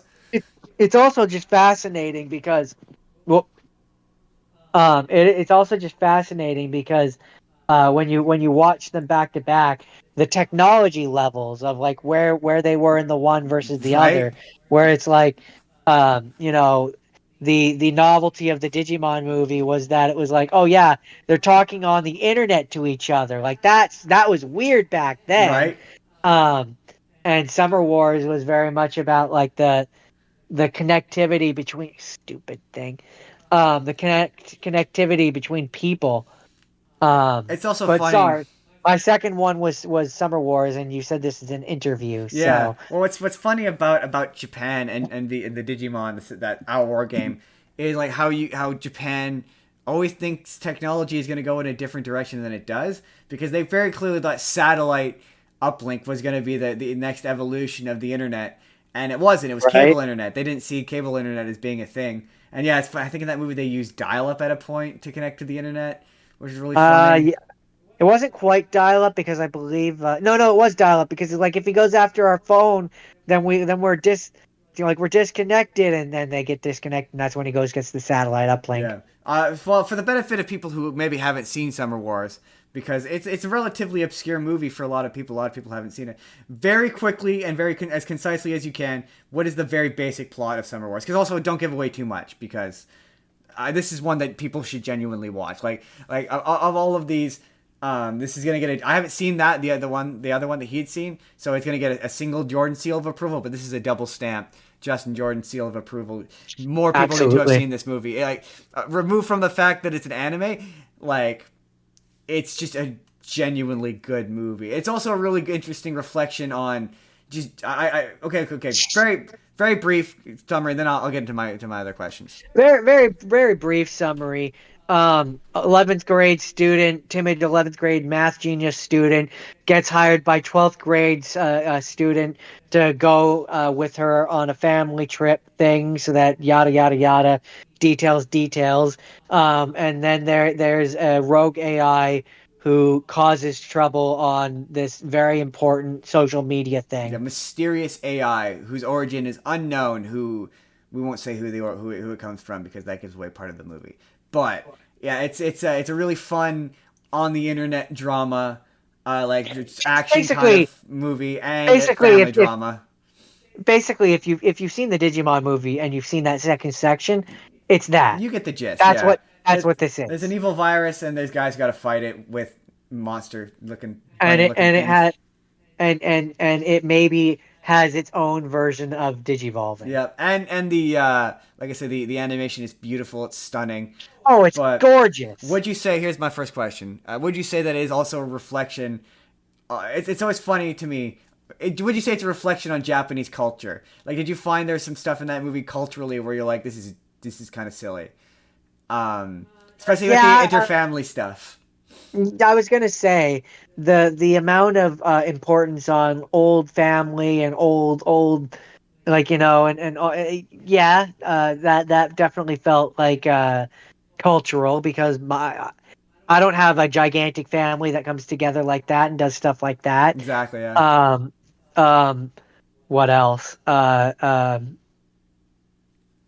Just yeah, it's hard to put into words exactly, but when the one kid is like with his fighting on the computer or whatever, when he's like it's not a game, it's a sport. Yeah. Sport a game is about something you don't care about or whatever. That feels very like karate, uh Yeah. like I- sports, Japanese, serious. Yeah, Yeah. I do get what you. Yeah, that was my thing where it was like the idea of a matriarchy, and you all answer. That's a very like East Asian concept that it's like as a North American just doesn't resonate with me. Um, Yeah. I mean, I will say though, it does. There are elements of it that do get kind of emotional, and like it's a good Oh, and it's it's very very fun. cute. It's very Very, fun. very cute. Yeah, absolutely. Yeah, and yeah, it's like I can say the animations is tight. Is there anything about it that you felt like that like how besides the plot were there other elements from Digimon that maybe it borrowed that you were like aesthetically maybe? I mean, it's hard to without giving away too many details. Um, yeah, the fact that the Or here's what we'll do. Here's what we'll do. Um, we're gonna talk spoilers now. Okay, go watch Summer Wars. Come back. You can skip ahead. I haven't figured out time codes yet. One of these days I will. But come back or skip ahead if you'd like. We're gonna talk some spoilers about Summer Wars. It's a good movie. Double stamp of approval. Okay, Jordan. Um, drop some spoilers on me. Okay, the chains are off. When Love Machine, the fact that he goes from being like the single form where he's got the one avatar, and as he gets more avatars, he gets bigger until he gets to the point where it's at the end of the movie, and he's got the millions of avatars, and he's the giant and he's got the bunny ears, and Yeah, he's the gigantic. I mean, that's just Diaboromon digivolving from champion to mega to the different stages. Like absolutely, absolutely. that's absolutely borrowing from that. When the main girl when they're doing the card game at the end, and Yoko and John give her, which yes, that is absolutely a Beatles reference. Um, when they give her the power up and she does the Sailor Moon transformation and has that's also just her digivolving. I mean Um, the kid's avatar is just Terriermon. I mean, he's certainly a bunny that fights and kicks ass. That when he's fighting against Love Machine like that, yeah, no, that absolutely just feels like a Digimon fight. Like, yeah, Absolutely the does. the action scenes feel like the scenes from the Digimon movie. Like it just Um, does, so I which is not a wanna bad thing. I It's have just it. I have a rapid fire to tag on to this, so I'm gonna wrap up Summer Wars for you, unless you've got anything interesting or noteworthy that you want to drop about it. Uh, Not that. Let me just scroll through and see if anything interesting pops up. Uh, uh, Apparently, it was aired on Adult Swim's Toonami block. That makes sense. Yeah, that's perfect for that block. It's a nice. It's a PG. It's a bit PG-13. It's not super G-rated. It does get a bit PG-13 or PG. It, I mean, here's the last thing that I guess I'll say about it. Anybody who's on the fence and is like, I don't know, and again, you don't for some reason, even though you listen to me and Justin talk for hours on end, you don't trust our judgment. Um, it got a 78% on Rotten Tomatoes, and an average of 7.1 out of 10 for reviewing. It's a good movie. It's a fun movie. It's a good So movie. I watched and this was gonna be my main haven't seen pick, but I just don't have a ton to say about it enough to really make a thing of it.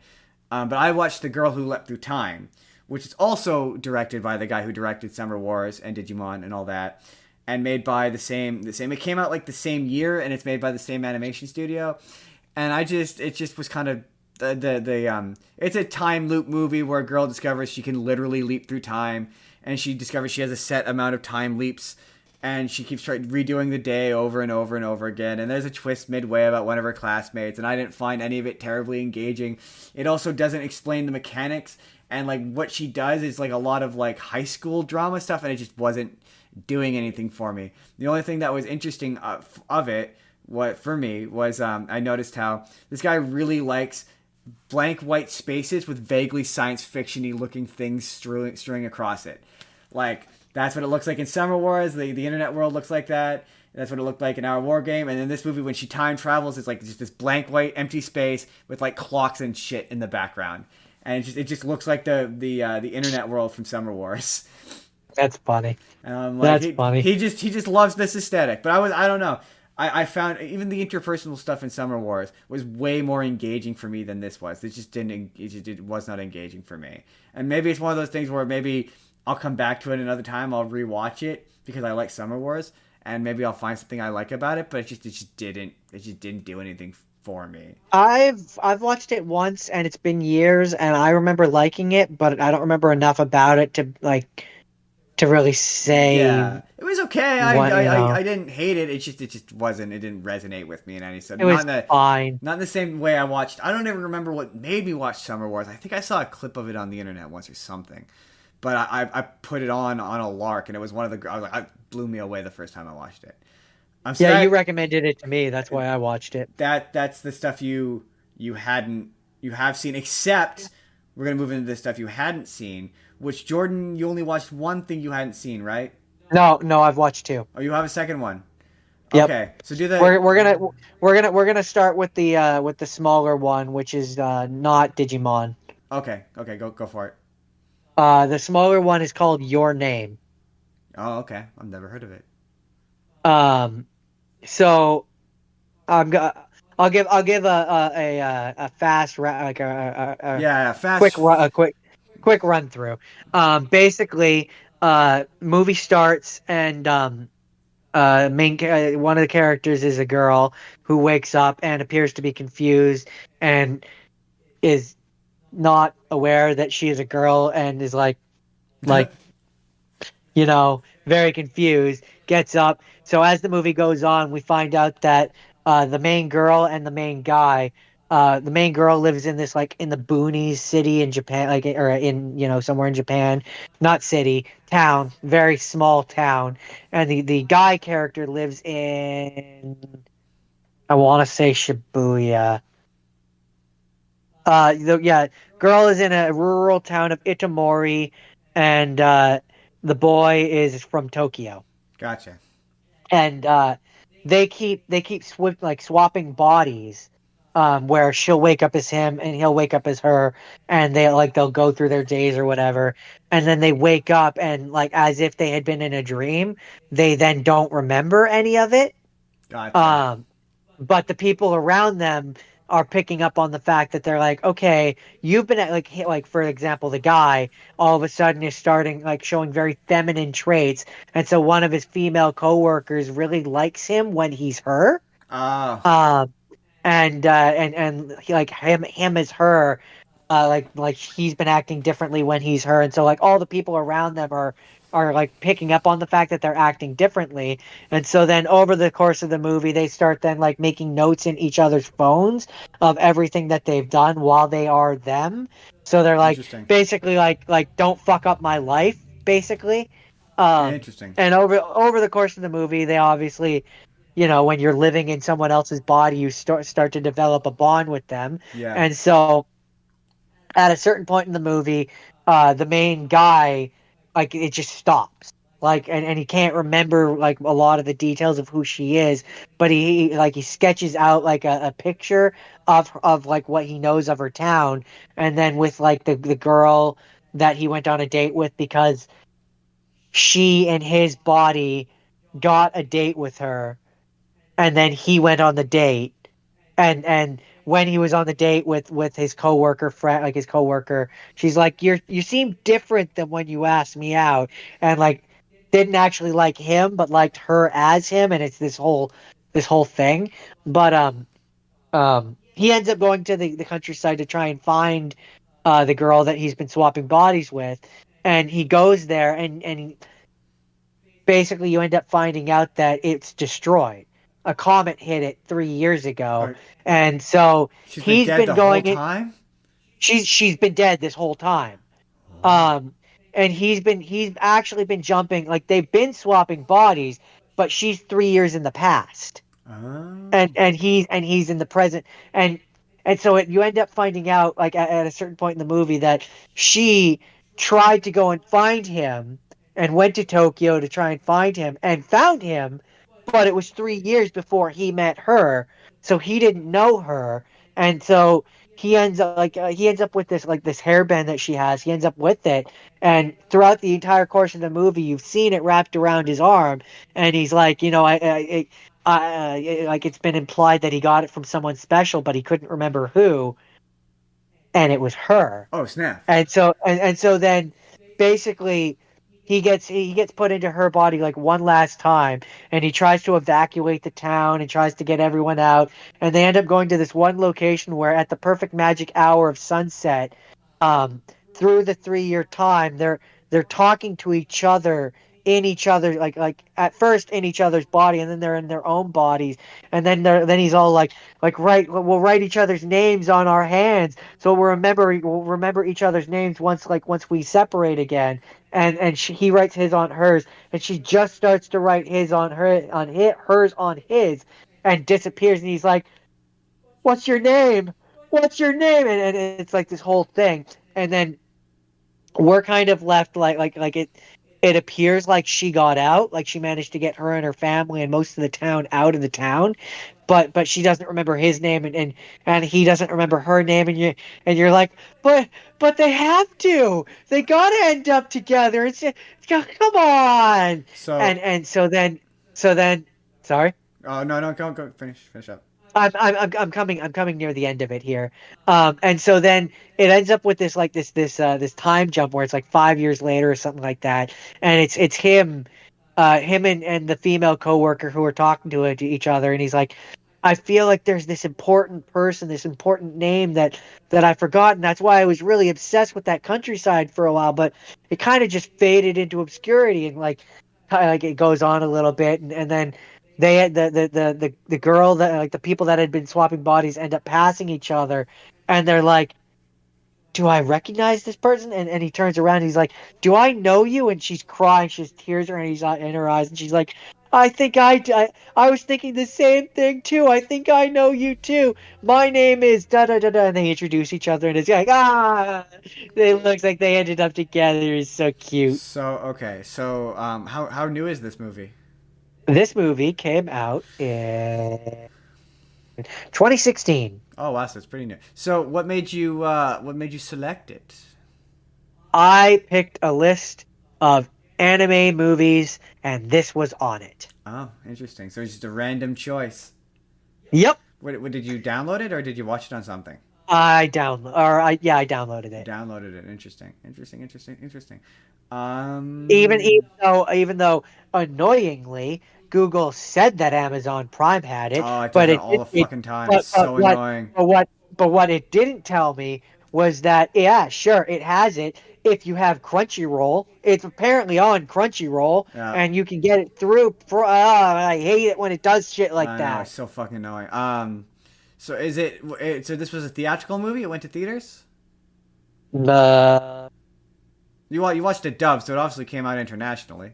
oh yeah, it premiered at the 2016 Anime Expo in Los Angeles Interesting. on July 3rd, 2016, and was theatrically released in Japan on August 26th, 2016. Is the Was animation released animation direction by Masashi Ando. is it pretty animation or is it like cheap looking? Oh yeah, no, I think it looks very Like pretty. like Girl Who Leapt Through Time is very fucking cheap looking.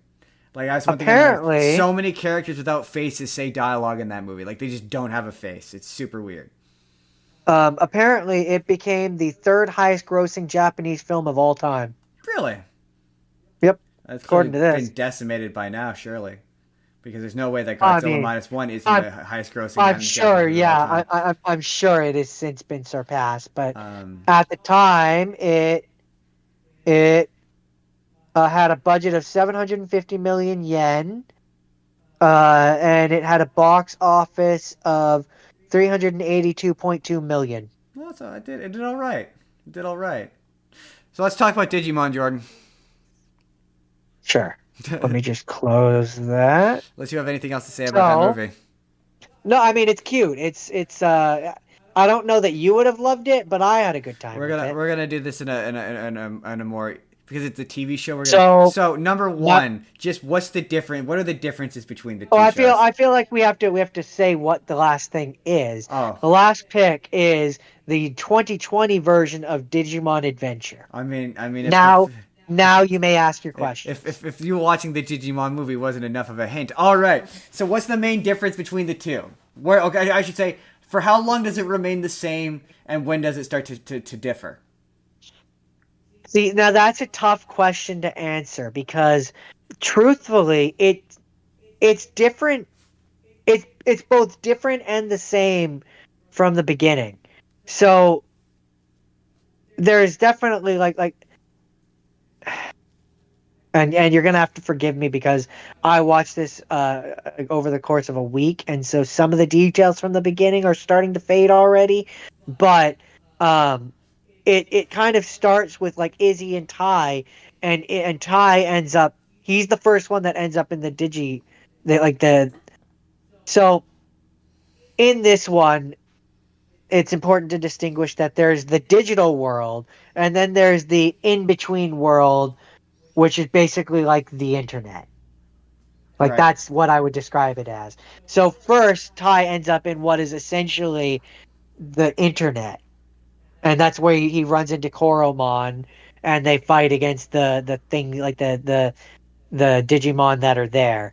Um, so I mean, right from the beginning, that's entirely different than the original Right. where they're all together at camp and they all go to the digital world together and they don't leave until like what the 30th episode or something. They don't go back to the real world. Yeah. Like More than half of they the spend season. Yeah. a lot of time trapped in the digital world, and it's kind of a big thing. Whereas in this one, like he's in it for a little bit and then he's back, and then they like most of them go to the digital world, but they're not all together. He kind of they meet up in the digital world over the course of it. So like there's a lot that's different, but there's also like within those first few episodes, um, it's another homage to the our war game, where it's like it's essentially that part of the movie is a good is one of the episodes Yeah. It's literally to the point the name of the to episode the is point literally where just they Our have War Game. Omnimon. Yeah, Yeah. like it is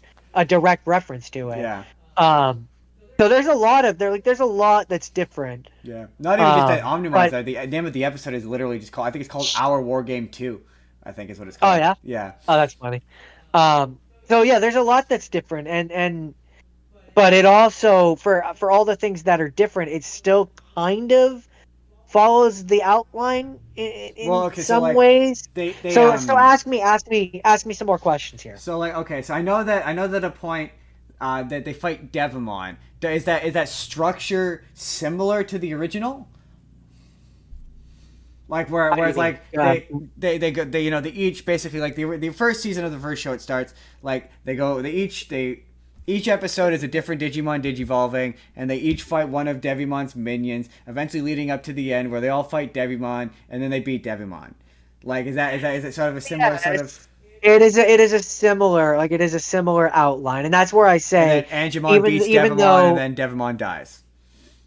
he's kind of except Devamon in this one is kind of different.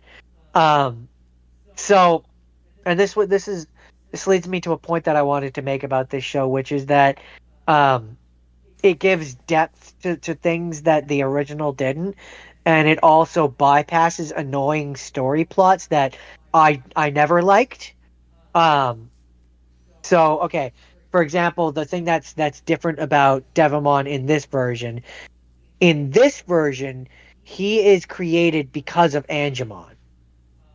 Basically, um, Cold Notes version. In this version, before our characters even come into it, many years ago, there was a war where all the angel Digimon basically fought against the forces of darkness, which included a Digimon called Millennium Mon, who was not a character really in the original show. No, but he is a But character in Digimon. he is a yeah, Very important one. he's a pretty important character in the general Digimon lore. Yeah. Um, but when that war was finished, um, essentially Angemon fell into darkness and was trapped. And it was while he was in that darkness where he starts digivol or de-digivolving and stuff. And it was in that darkness, from his own inner darkness, Devamon was born. Gotcha. So unlike in the original one where he's just Devamon and he's just there and he's just evil and he just exists, in the new one he comes from Angemon. Interesting. So, okay, are there no Edamon, right? No Edamon? Th- There was an episode where there was an Edamon, but he's not strictly speaking a bad guy. He's just a Digimon. No Myotismon? No, there is a point where they fight against a Marine Myotismon, Oh, I know him. but he's not like he's just one of the bad He's guys, not like like one as of the bad important Digimon. from a story perspective. No, not really. What about the crest and tags? Is that there? Uh, there's still a point where they're not tags, but where they go to essentially after they defeat Devamon, they go to the different points of the place that they're at, or not Edamon, or Devamon. When they defeat Millennium Mon, they go to the different points and they have their own individual things where like basically their digivice or whatever is guiding them towards it. They have their lesson of the day where like it's them helping or doing Yeah. something or fighting against something, and at the end of it they get the thing that they were going to Hmm. get, and they go back to the thing where they have all the stone tablets of their symbols, and they light up once they So all come back. the So structure. kind So of. the structure of the original Digimon, as I see it, is The big difference, sorry, real quick. The big difference is that these crests, like when they go to get them, yeah, it ends up with them digivolving into their mega form, not their ultimate. not Right. their ultimate. Interesting. So okay, so because as far as I see it, the original Digimon show, the structure of it went. There's a bunch of episodes. They meet a final boss. There's a bunch of episodes. They fight the final boss. They lose the final boss. They get a power up, and then they fight the final boss again, and then they beat the final boss, and then they introduce a new final boss. Then they get all the power ups. They fight that final boss. Then they beat that final boss. Then you know what I mean? Yeah, Like similar. So like in the first one, how their first boss is Ogremon, who they kind of lose a few bouts against. Same in this one. They fight against Ogremon, they lose against him, then so, they lose against the ultimate so no, ones he's just a till they boss. can till, I till would they till they can till they can get to the ultimate forms. Some of the fight scenes are tight, by the way. like Um, what I mean is like they leads up to them fighting Devamon, and then they beat Devamon, and then everything leads up to them fighting Edamon, and then they beat Edamon, and everything leads up to them fighting Myotismon, and they beat Myotismon.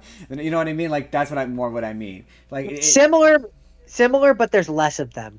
So like for example, this one it would be more like it leads up to them fighting Devamon, but then Devamon has like three forms that they have to fight gotcha. against, and so it's like multiple episodes for some of them against fighting him. Then like the next one is them working up to stopping the Great Calamity, or that not the Great Calamity, Millennium Mon, keeps trying to get his body back, and then they fight against um uh what did I say? Millenniumon. Millennium Mon, thank you. Then they fight against Millennium Mon, they beat him. Then the next few ones is them leading up to them fighting against the Great Calamity, which is Negamon, um, which is essentially this show's version of That's what I Apocalypse. was just gonna ask. So there is a version of Apocalypse in this. Yeah, he's Negamon. Negamon, interesting. Like negative? Because the implication. Like like like essentially he's supposed to be the interpretation of like anti-life. Oh, so he's basically the Reaper from season 3. Pretty much, yeah. Where at a certain point he starts breaking through into the real world, and everywhere he touches, it deletes. And he Interesting. starts breaking into the real world, and everything he touches there is also getting deleted. Cause So yeah, that's where the one thing that I would say about this show is it definitely takes from at least the first three series, like yeah, seasons, Digimon Adventure 1, 2, and Tamers. yeah. I don't know so much about Frontiers. It does take some stuff from Um, Frontier, like Trailmon, and Trailmon is a pretty. I more just meant in terms of story. Like Oh, Digimon, story. yes, there's definitely Um, some like even you remember the one from Frontiers who carries the egg? yeah, yeah. He's in like the last Oh, episode or a interesting. few of him. The thing it sounds like it takes is the concept of in Digimon Frontiers they had the concept of there is the uh, good Digimon, or there's this the human Digimon, and then there's the beast Digimon, and they went to war and they fought each other, and that's got Cherubimon, where he gets his Yeah, actual kind of. name, and they all fight each other in like a big war or whatever. So it sounds like they borrow that.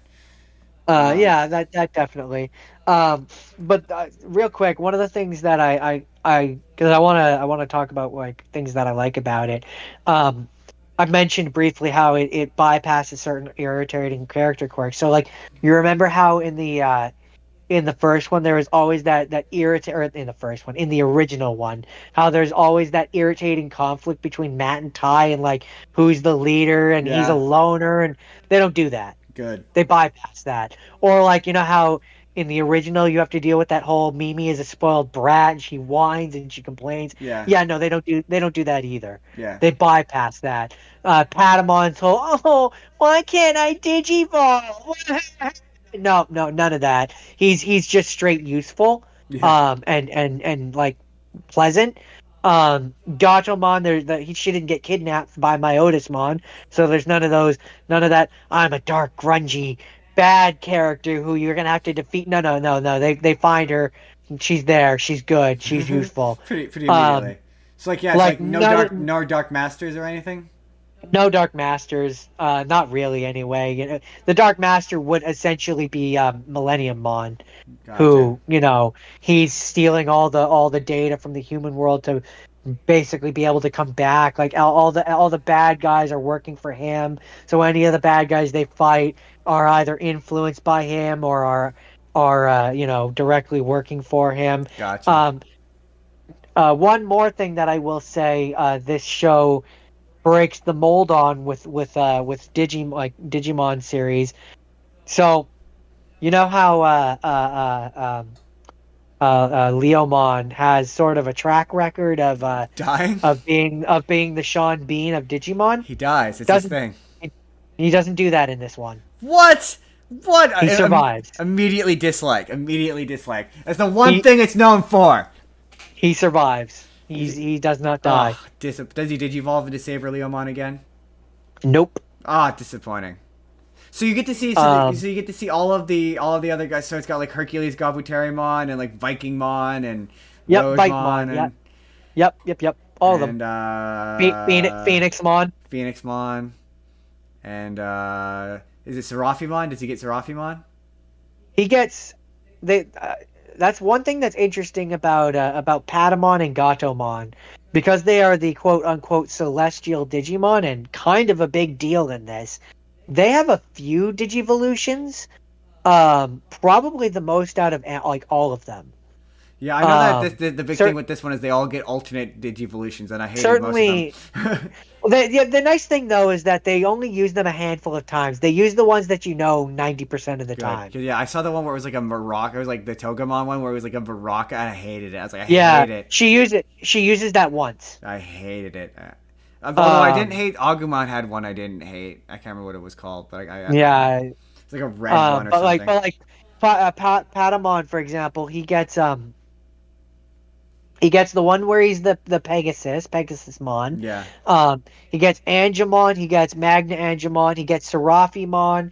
dope. He gets this one where he's like gigantic, like you know how Gatomon has that one where she turns into the cat or Yeah, he's whatever. got his own version of it. He's got his own version of Yeah, that. that I knew. Uh, Gatomon has she has less, but she has Angelwomon, Ophanimon, and that cat one. Yeah, and not Sphinxmon. Um, no, Oh, she doesn't get Sphinxmon in this one. no, because the point of why Patamon ends up getting that one is because in terms of the story, he doesn't remember like much of his past. Gotcha. And so it's like this whole like I can still digivolve even though I don't really remember how, and then he digivolves into that Gotcha. basically. But overall, I mean, it's not bad. I don't like the voices. No, I mean, everyone's gonna have a complaint about the dub, but the dub is not very good. Not Don't like the voices. I'm a pretty fan. attached to the original. Yeah. But so that's my Digimon adventure. Is It's a it? show. It's a show, so I could go through like a lot of the minute details, but we don't have all day. So Here's a question. Here's a question. Last question, and then we'll move on to my stuff. Um, last question is, does it take a beloved childhood thing and make it aggressively depressing? no, Like is it like Digimon Try, where it was just upsetting for no reason? no, I would say this is more in line with what the spirit and what the energy of the original is. Interesting. I guess I'll have to check it out then. It's one I want to see. I have Um, it down. I have it downloaded still, so it's yeah. easy. So moving on. That was Jordan's trip to anime in Japan. Um, Yeah, yeah, it was I a would fun say trip. all your shit was anime. All your shit was anime. It was definitely anime. I would agree. Um, so for me, I started off with I went Japanese like, and I don't know if it's anime. My one I had seen, my first one was Advent Children, Final Fantasy VII Advent Children. I picked that, and I also Interesting. picked up and I started playing Final Fantasy VII, the original Final Fantasy VII, for two reasons. Number one, I've never beat it, and I'm fucking determined. Even after this 2 week special is over, I'm going to continue trying to beat it because I've never beaten it, and it is agonizing. It is an agonizing game to play because it's Oh like yeah, it's an old I ass Japanese RPG, and they are painful. I have been playing it as well, and the amount of times that I've had to bring up a guide just so I knew where I was going Yeah, there's so many times is where I have no. There's times where it's like the background. I can't. Oh, I'm supposed to go click on this thing that's in the background, but the background are so dull and muted looking. It's just it's like the graphics look bad, and it's not the game's fault. The no, graphics looked it's great back in at 1997. the time I'm sure they were awesome, but Yeah. now it's hard. Um. And so it's been an experience. Um I also played it to see the differences with the remake because I would like to finish the remake. Yeah, me Um, too. I'm gonna have to pick that up. but yeah, it's So such a long, agonizingly long game. so Advent Children, eh? Yeah, so I watched Advent Children, and the reason why I play Final Fantasy VII is because I realized as I was watching Advent Children, I knew way less about Final Fantasy VII the first time I watched that movie than I thought I did. Like, there's, I'm pretty sure I watched that movie purely based on the fact that I liked Cloud and Kingdom Hearts and no other reason. Because I think so. there's so many, and to be fair, this time I watched it's kind of a cheat because I technically watched the Advent Children Complete, which is the director's cut, which I had never seen, which has 26 minutes of additional footage, which, go away. There we go. Well, okay. No. So the differences in between it are there's a new opening scene with Kadaj talking to Rufus, asking why humanity even bothers to carry on. Yeah, the Marlene has a opening monologue that goes into way more detail from the original game, explains stuff. Yeah, numerous shots have been added. There's a bunch of shit added with Zack, where they just straight up add in the ending cutscene from Crisis Core. Like, it's just the ending cutscene from Crisis Core. There's a bunch of stuff with him. Yeah, there's a flashback showing how Denzel first met Cloud.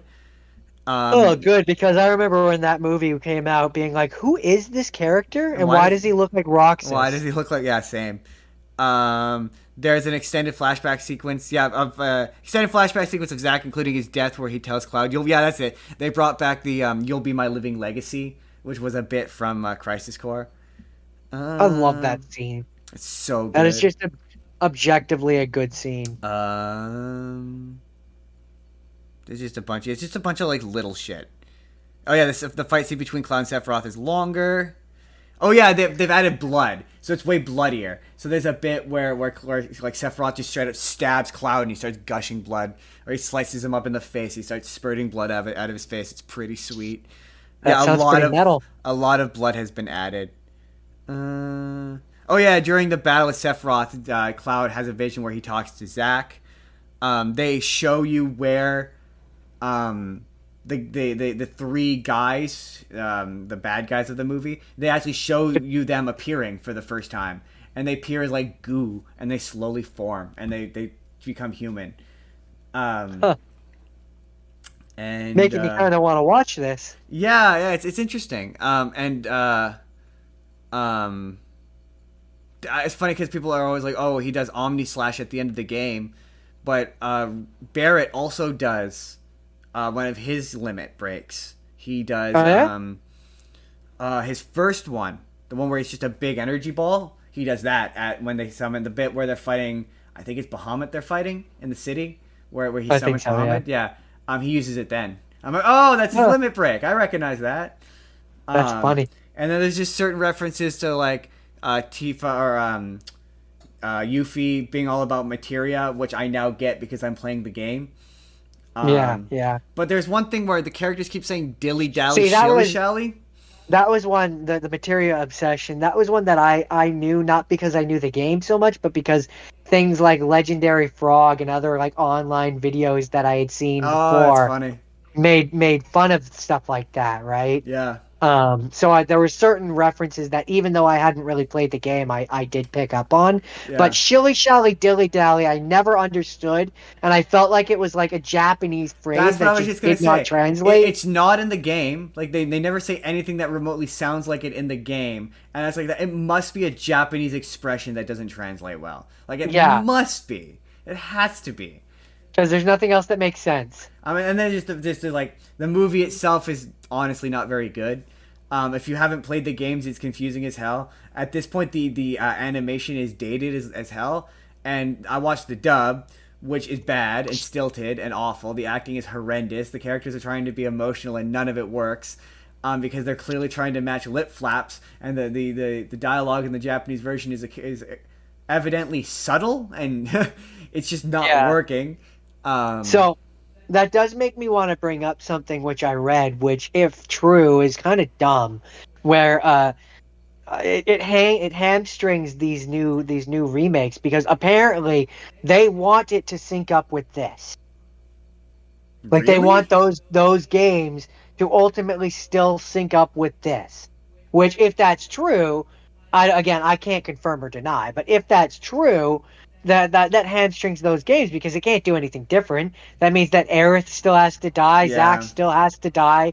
All these things still need to happen for it to make sense with this movie. That conflicts with a spoiler I saw from the new one. Again, maybe it's not true, but that's just what I read. I could see them connecting it in the sense that spoilers for the first part of the remake, I guess, but that these remakes take, and I heard someone say this, that these remakes, there's a potential that they take place after Advent Children, and it's Sephiroth having gone back in time and to change the past, and that this is a new timeline. Okay, that I could see, because that's interesting, because he's like, I'll never be a memory. I'll never be a memory. It kind of ties. And that so leads me to a question I want to ask, where I'm like, do you think if this game had come out 10 years later, or this movie had come out 10 years later, it would have been a game? I mean, I think if this movie had come out 10 years later, yeah, it might have been a sequel, like a game. Because honestly, watching it now, it feels like it was supposed to be a game. Like its plot and its structure and its beats, it's very much like there's a lot of points where Cloud fights little minion guys. Like there's a scene early on where he fights like bipedal minion guys, and there's a couple of fights in that movie which are like, yeah, this is a boss fight. Like this is a boss fight. And there's a really fun boss fight. There's a really fun. They're on motorcycles and they're chasing each other and they're fighting each other on motorcycles. Where I'm like, this would be a fun boss fight. I certainly think that at some point it could have been like the like on the wall as a potential sequel idea, and they just didn't have enough to make them feel like it was worth making it into a game. Like that I could But believe. I mean, Or you the could. technology I would say or the technology technology.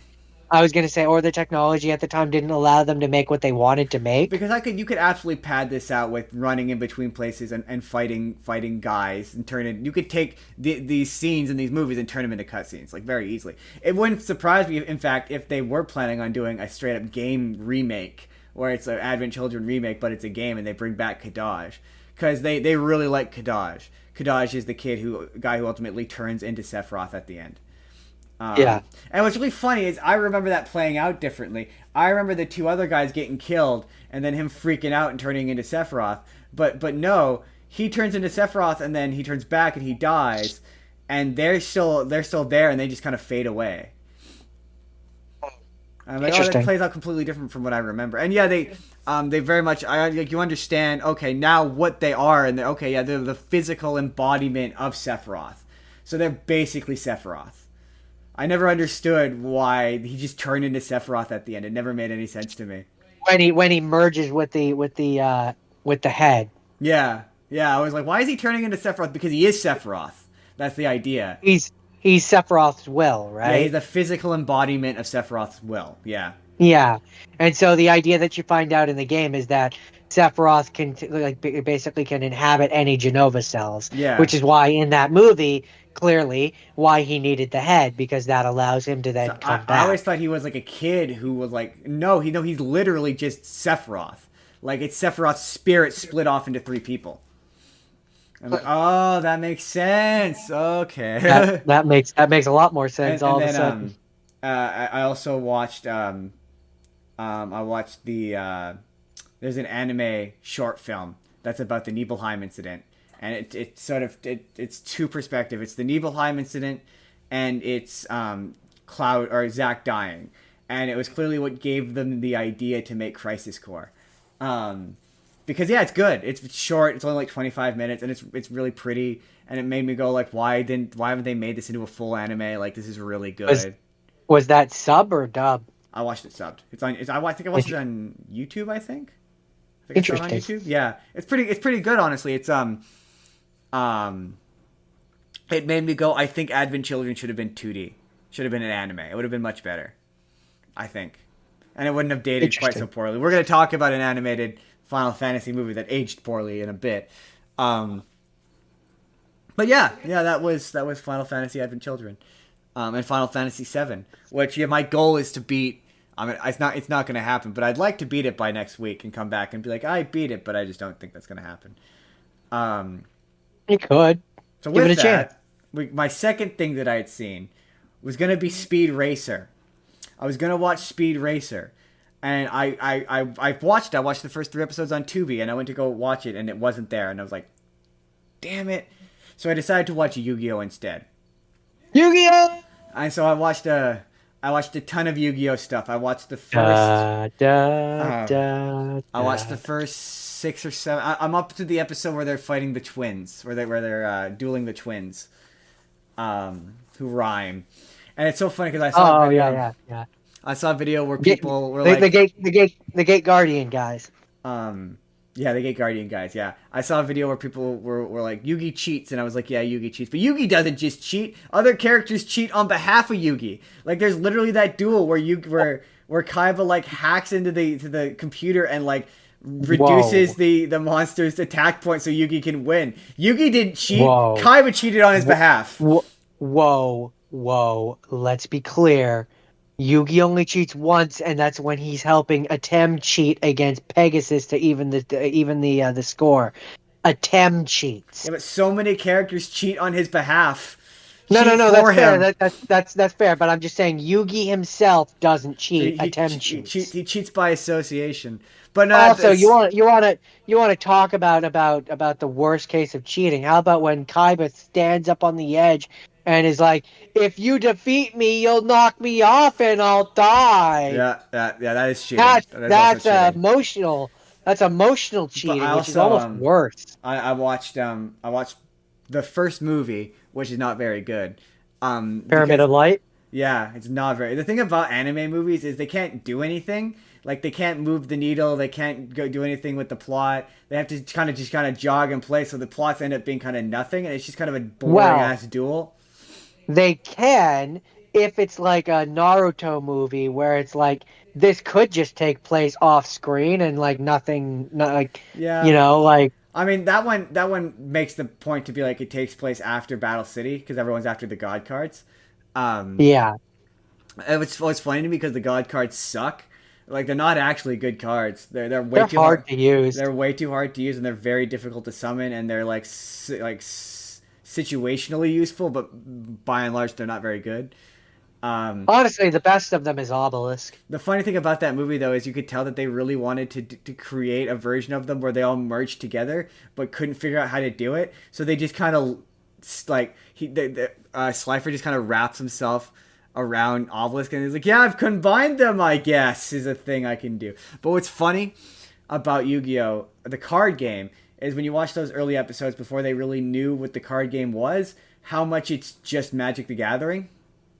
Oh yeah, Like right down to the fact that the reason they clearly have 2,000 attack points is because you have 20 attack points or 20 health points in Magic the Gathering. Like there's like environmental weaknesses and like spell effects and how spells are affected by things and how monster cards work that are just Magic the Gathering.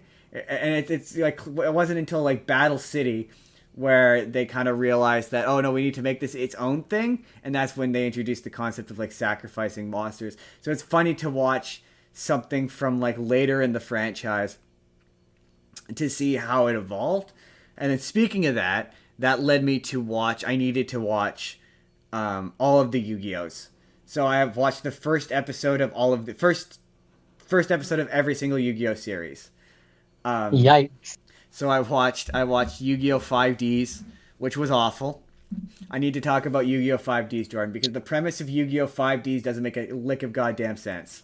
Is that the one where they're on the motorcycles? Yes, and there's no rhyme or reason for them to be on motorcycles. It's so fucking bizarre. Like they're playing, it makes their version of Yu-Gi-Oh confusing. So Yu-Gi-Oh 5Ds takes place in a dystopian future where it's a class-based society where there's the rich and the poor, and they're being like controlled by a police state who rides motorcycles and plays card games. They live in a very strange world. And so in the first episode, the police bust. Oh, and also the voice acting is really lazy. So you say the main character is just Tristan. It's just Tristan. Like it's super distracting. I couldn't get into it. I tried to watch one episode. I was like, maybe I'll watch a few. I was like, He's just Tristan. no, not that Tristan. The other Tristan. Oh, The I don't know if I could do it. The I boring don't know one. if I could do it. The I don't know boring if I can one. do it.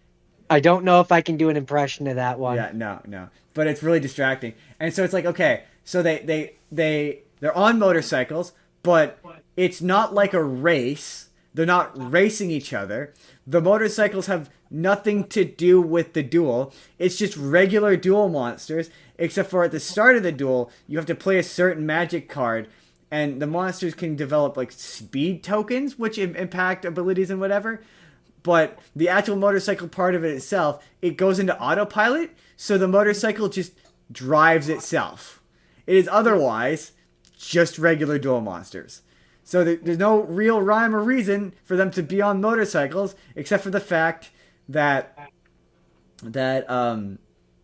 it They needed a needed a gimmick. gimmick? It needs a gimmick. And I didn't watch more than one episode, so I don't know if it gets any. And I know at a certain point in that series, they ditch the motorcycles and it just becomes regular duel monsters. So like, what is the fucking point? It's so confusing. And it just makes the battles like frenetic in a way that is obnoxious and unfun to watch. And also, as these seasons go on, they get progressively cheaper and more terrible. So like that leads me to Yu-Gi-Oh! Zexal, which was not only super cheap because it's super cheap looking. The gimmick of that one is they've once again brought it back to it's about magic and shit, and he gets. I fell asleep through the second episode, so I didn't get to the point where they explained what he is. But this like weird spirit like basically teams up with the main character and does the dueling for him. So you know how like every one of these series, like the duelist is like a weird dueling prodigy. No, this one the difference is he sucks. He's a bad duelist. And there's in the first episode he's dueling this guy who the show keeps trying to convince us is good, but is also a bad duelist. And like they're just both not very good. And the guy shows up and helps him win. And that's the gimmick for that season. And it's so cheap. So, the animation is so cheap. So he cheats, basically. Pretty much, yeah. And he's bad at it, and he cheats. And then the show has to spend so much time explaining how Yu-Gi-Oh works because it thinks its audience is stupid. So it's like most of the duel, it's them saying what the rules of duel monsters are. Even though if you're watching Yu-Gi-Oh! Zexal, chances are you know what Yu-Gi-Oh! Is and what duel monsters is. I don't need you to explain. Like at one point, like, yeah, if you attack me and your monster's attack points are lower, those attack points come out of my life points. It's like, yes, I'm watching Yu-Gi-Oh! I know how the game works. I play Pot of Greed to draw 2 cards. Yeah, it's like that, but like worse. Like way worse. It's so bizarre. But yeah. I played Pot of Greed to draw 2 cards. Did you have any questions about Yu-Gi-Oh! Zexal or 5Ds? Because I can't imagine you have any questions about Yu-Gi-Oh! Do they play Pot of Greed? No, to draw 2 cards. They do not play Pot of Greed to draw 2 cards. Oh well, that's new. The one thing I was gonna say is when Mai shows up, you can tell that Taya really wants to call her the C word, just like really wants to call her the C. It's like on her lips. She's like, "You're such a this is a kid's show." I certainly think there's a few points where she wants to call her a stuck up. This is a kid's show. Insert word here. Anyway, that was Yu-Gi-Oh! I watched Yu-Gi-Oh! Yu-Gi-Oh!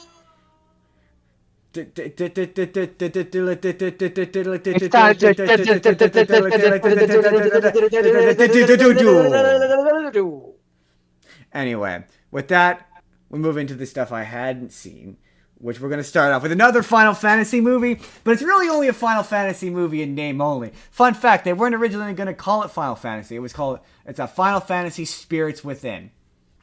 And originally, that movie was going to just be called Gaia, and it had nothing to do with Final Fantasy. And the only reason why they slapped the Final Fantasy name on it is because people know Final Fantasy. Name recognition. Got it. That makes sense. And I'm going to spare you telling you about the movie itself, because the movie itself wasn't very interesting. I'll give you a very brief summary. How bad was it? It's not bad so much as it's boring. So like, very quickly, very briefly, very concisely. It's about a post-apocalyptic world where this alien rock, spaceship, whatever, has crash landed into Earth and forced all of the people to retreat to cities and into space and whatnot. And the main girl has been attacked by one of these spirits, and her mentor, scientist guy, are trying to collect 8 spirits that, when brought together, will create a wave that will basically get rid of these alien things. And then Right. Very long story, very short. Spoiler for this very boring movie.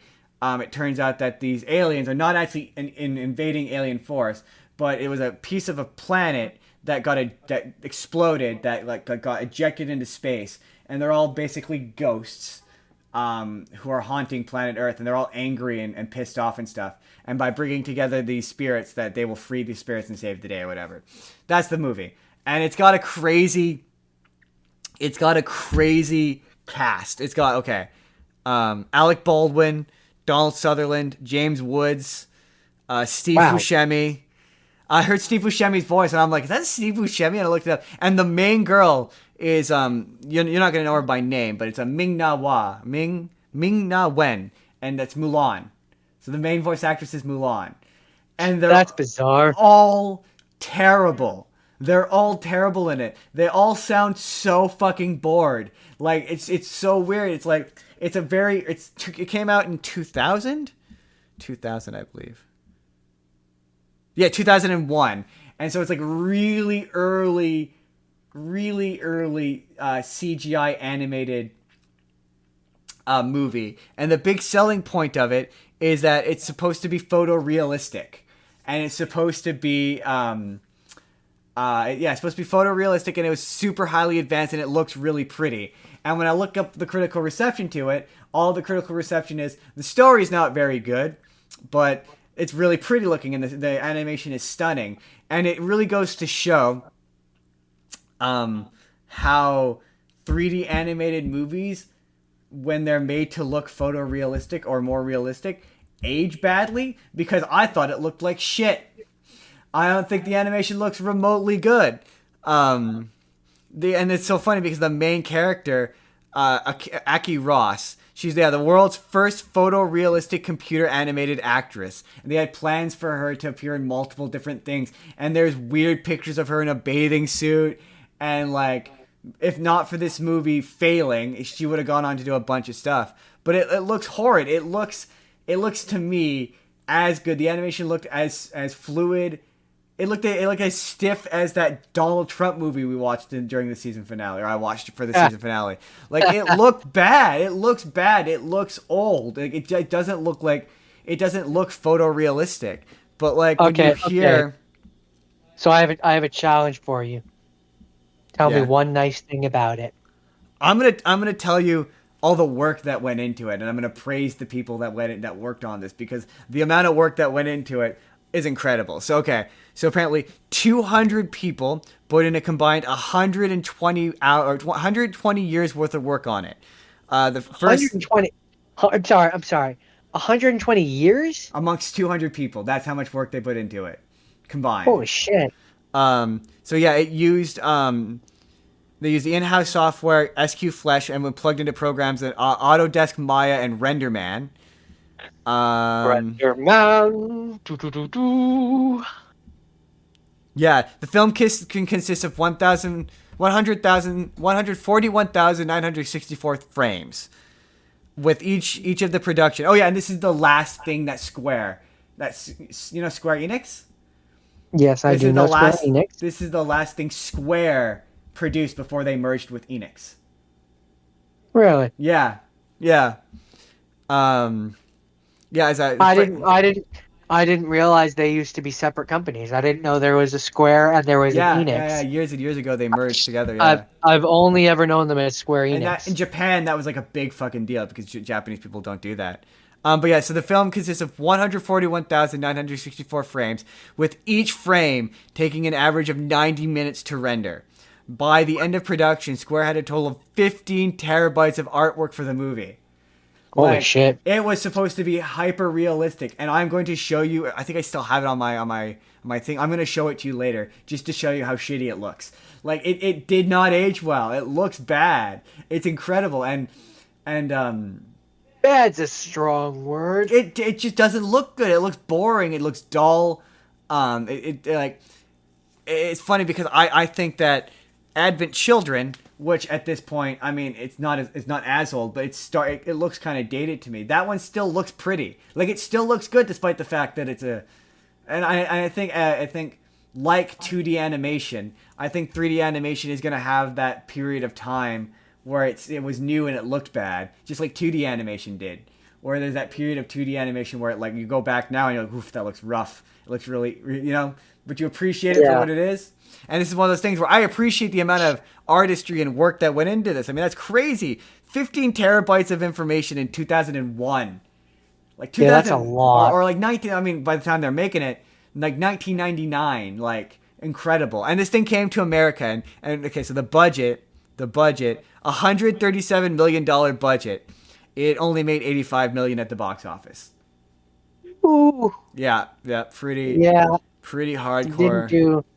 Didn't do too well. Yeah, a render farm of 960 workstations was tasked with rendering each of the frames that it took. That's incredible. 960 So like your computer is just rendering one scene of this movie. And it bombed horribly. It makes me wonder, if like maybe had it not bombed horribly, would we have seen more Final Fantasy movies? And what's interesting though, that was another one when I was watching it where I was like, this could be a video game. Why wasn't this a video game? And then you read about it and it was never gonna be. At no point was this movie ever considered to be a video game. In fact, it has, again, nothing to do with Final Fantasy other than name. It was originally just going to be called Gaia. Like, it was going to have no connection to Final Fantasy whatsoever. Interesting. And I don't know if that name would it have completely bombed. Worse, if it didn't have that Final... Because that's the only reason why I was ever aware of it, was because it had the Final Fantasy name on it. I remember there were like posters for it everywhere. Like, they really marketed it. Like, they really did. I remember standing on the... There used to be at local reference, but at the Metropolis SkyTrain station, there was a splashboard for it for like the longest time.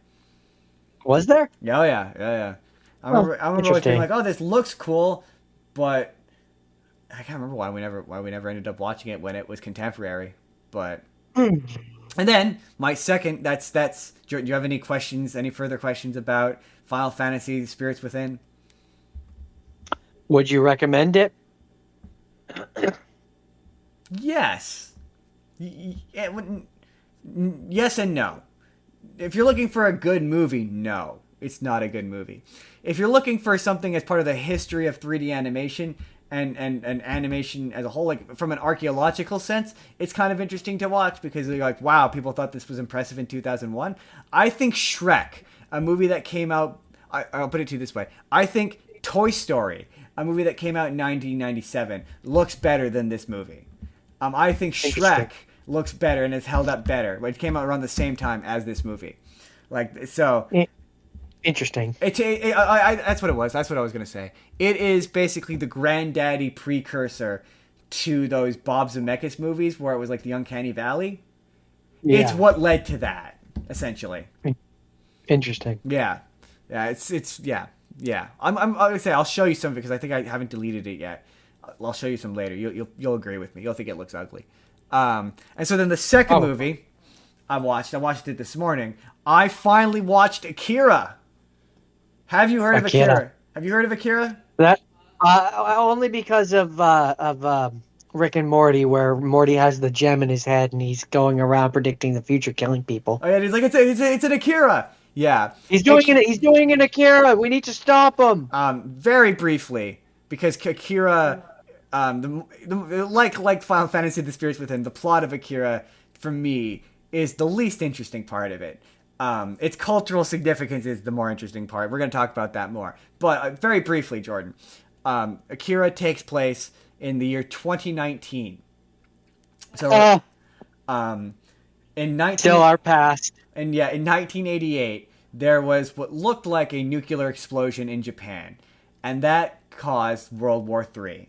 And so this movie takes place in a retro-futuristic dystopian society where there's a lot of anti-government sentiment. The government is like trying to control people, and you find out that there is a group of psychics called Spurs, and that the explosion was caused by like one of the more powerful ones, and he was he basically destroyed it and caused this, and so through one scenario or another, one of this biker gang, anti-government biker gang, crashes into one of these Espers and has his powers unlocked, and he's slowly becoming this ultra powerful, crazy psychic guy, and he has a complex about his friend having to save him, and he's really like low self-esteem kind of guy, and he's now all powerful, and he basically is trying to amass more power, and he goes after Akira to try and, because it turns out that Akira may still be alive and is being held in cryo sleep or whatever, and he goes after him to try and basically get more power. And that's basically it. It's a lot of characters yelling about how a character's too strong and needs to be stopped, and he has too much power and whatever. And it's a dystopian future. That's all you really need to know. But what's fascinating is even if you don't think you've seen an image from Akira, you've seen something from Akira. Because it's funny, you say Rick and Morty, but you remember that episode of you remember the episode of South Park? Trapper Keeper. Trapper Keeper. That is literally Akira. Like it's grosser in the original version. Like it's just this amorphous like gooey flesh beast that's just hands, because he gets his arm shot off by like a super gun, and he goes up into space and like absorbs the metal gun, and it's like one of those like he has these. The implication, it's kind of a metaphor for the how like how they say that every person in Japan has a little bit of nuclear fallout in them. Well, the idea is that every person has a little bit of Akira in them, and that it just needs to be unlocked. And this guy's Akira powers gets unlocked, and he's as strong as the original Akira, and he can't be stopped. And they keep telling him, like, they try to kill him so he won't destroy the world. And they basically are like, the more you use these powers, the more you'll lose control of them. And he eventually loses total control of them and turns into the Thing from South Park. And the three Espers bring back Akira, and it turns out that Akira, when he blew himself up, basically transcended this Earth, basically this universe, transcended this universe and created a whole new universe, and went there, and it's basically become like a formless god, basically, of a higher being. And he comes back and basically creates like a singularity event using the same power that he had before, and like stops the guy from destroying the town and takes all of them with him to the new dimension, and saves the day.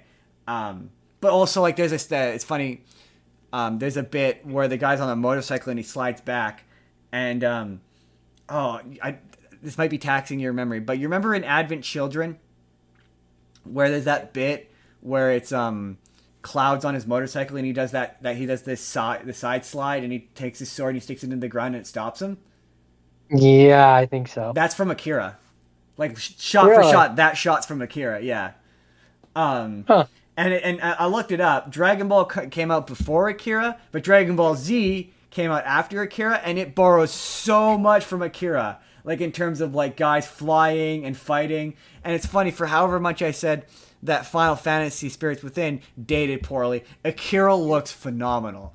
Like, the animation is so fluid. It's an adult animation, so it's really bloody and gory and gross and 2D? like 2D, yeah, 2D animated. Yeah, that's why. It's really pretty. It's gorgeous looking. Like there's when they're riding their motorcycles, there's enough detail. Like the clothes like flutter in the wind, and like the fighting. It's like Dragon Ball Z took so much from this,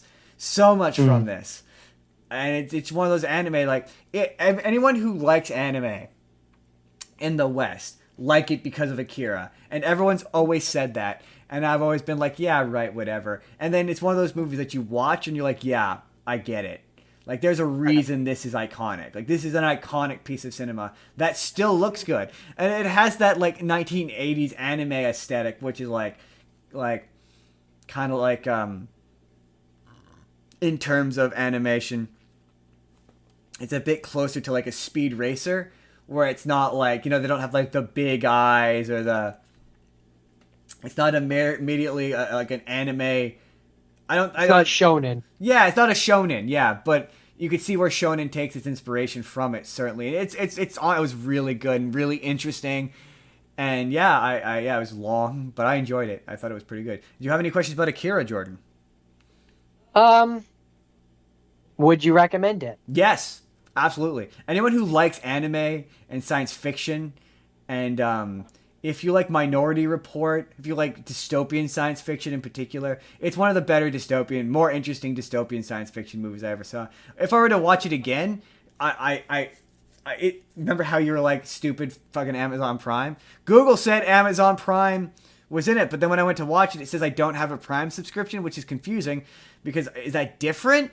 I don't know, but it wouldn't let me pick it unless I had I signed up for a free trial, so I was like, so annoying. So I had to download it, and it was in Japanese. So if I were to watch it again, I'd like to watch the dub, one of the dubs, to see if it's any different. Fun fact, the main character one of the dubs is voiced by the guy who played the Black Ranger. Really? Yeah, Johnny Young Bosch. Interesting. Yeah. Interesting. Very interesting. So with that, I think that's going to wrap up anime of our trip to Japan. Jordan, did you have fun watching some anime? I did. They were enjoyable movies. And show. And to wrap this up, because we've already said the assignment, obviously this is to be continued. To be continued, throw up the thing from shit. No, let's try this again. To be continued, throw up the logo from JoJo's Bizarre Adventure. I don't know if that's a reference you get. No. Next week, part two of our epic, definitely going to be shorter next week, of our season 2 premiere is live action. Live action. We're going to be talking about some live action stuff, and because we already know what it's going to be. I want to do a little sneak preview. I want to allow Jordan the opportunity, because Jordan's going to be watching. I released a short that gave a little sneak preview of what Jordan's going to be watching. He's going to be watching Kamen Rider Forze. I have picked my Kamen Rider. I'm doing Kamen Rider Geats. I've watched 10 episodes of it. It's quite good. I'm excited to talk about that next week. Jordan hasn't watched a thing from Kamen Rider Forze. So I'm going to take this moment as we go through the assignment. Jordan, you're allowed to ask 2 questions about it, and I want you to make a prediction of what you think is going to happen in the series. Okay,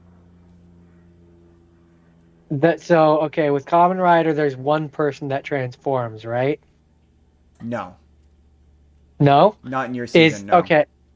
Okay, in my season... Okay, well, that leads to my first question then. In my season, how many characters transform? In the series itself, just 2. Just 2? Yeah. What episode does the first transformation happen? Of the main one? Yeah. First episode. First episode? Oh, yeah, first episode. Okay. So now, having no frame of reference for the show at all, because I haven't looked into it at all or watched anything from it, and all I know is that it's a transforming superhero, my prediction is that it's going to end up feeling formulaic. Yes. Here's what I will give you. Kind of, but not in the way you're expecting. In an interesting way. Like, not any more than an anime. That's how I would say it. It's less formulaic than an episode of Power Rangers. It's not like Power Rangers where it's like everyone's got to learn a lesson by the end of it. That's not how it works. This one is a bit more formulaic in the sense that it's about a high school student, and it's about high school. I figured that would be more approachable for you. You're allowed to switch it up last minute if you want, though. No, I already have this one downloaded. No, we're not doing that. Yeah, Geet for me since I gave Forze, Geets is about it's basically as of right now, because I'm only 10 episodes in, it appears to be Battle Royale, but with Kamen Rider. Ooh, yeah. Fun. Yeah, it's been pretty fun so far, and I like the design. But we'll talk about Kamen Rider and aesthetics of Kamen Rider next week. Other than that, we're gonna once again, the rules are the same. Try to pick some stuff you have seen. You don't have to pick anything more than Kamen Rider Forze for stuff you haven't seen. But if you want to throw in some stuff you haven't seen, I probably will as well. But next week, that's an extended sneak preview of next week, which we will be talking about live action stuff from Japan. It's going to be a good time. Come back to see part 2, the Reckoning. But with that has been another episode of the Spur of the Moment podcast. Thanks to our sponsor once again, Susan with Flight Center. Go check her out. She will get you traveling to Japan. She already is. She's getting someone traveling to Japan. That's all I'm going to say about that. Yeah. She'll get you link in anywhere the description you want. below. Link in the description Let her know below. that we sent you. Yep. But as always, you can find us. You can contact the show if you want to contact the show. If I start to see enough contact, maybe we'll read some letters, some comments. Who knows? But that's it's justinsbusiness@gmail.com. That is, of course, in the description of this video, or at least it will be. You can find me on TikTok. I'm on TikTok. It's not getting banned in my country, so I'm still there. I'm still making videos. It's still more or less this, but shorter. I do comedy sometimes. Jordan, where can they find you? Where is the spot? I have a Twitch where I play Minecraft Mondays on Monday. And Jordan will be back this week. He's been taking a week off from Minecraft Mondays because we were Elseworlds. We were on our season break. We were in Parts Unknown. So he'll be back on Monday. And Discord, if you want to give suggestions, hang out, chat. If for some reason you want to be on the podcast, you can join us on Discord. Open invitations. I may have some stuff in the work for some appearances myself on other people's podcasts. But people are always welcome to come hang out with us on the podcast. You just got to bring a thing. That's all we ask. If you want to come next week and talk about some Super Sentai or some Kamen Rider, you can do that. Come join us. But as always, or Godzilla. But that has been the show, my friends. Have a good one. Blah.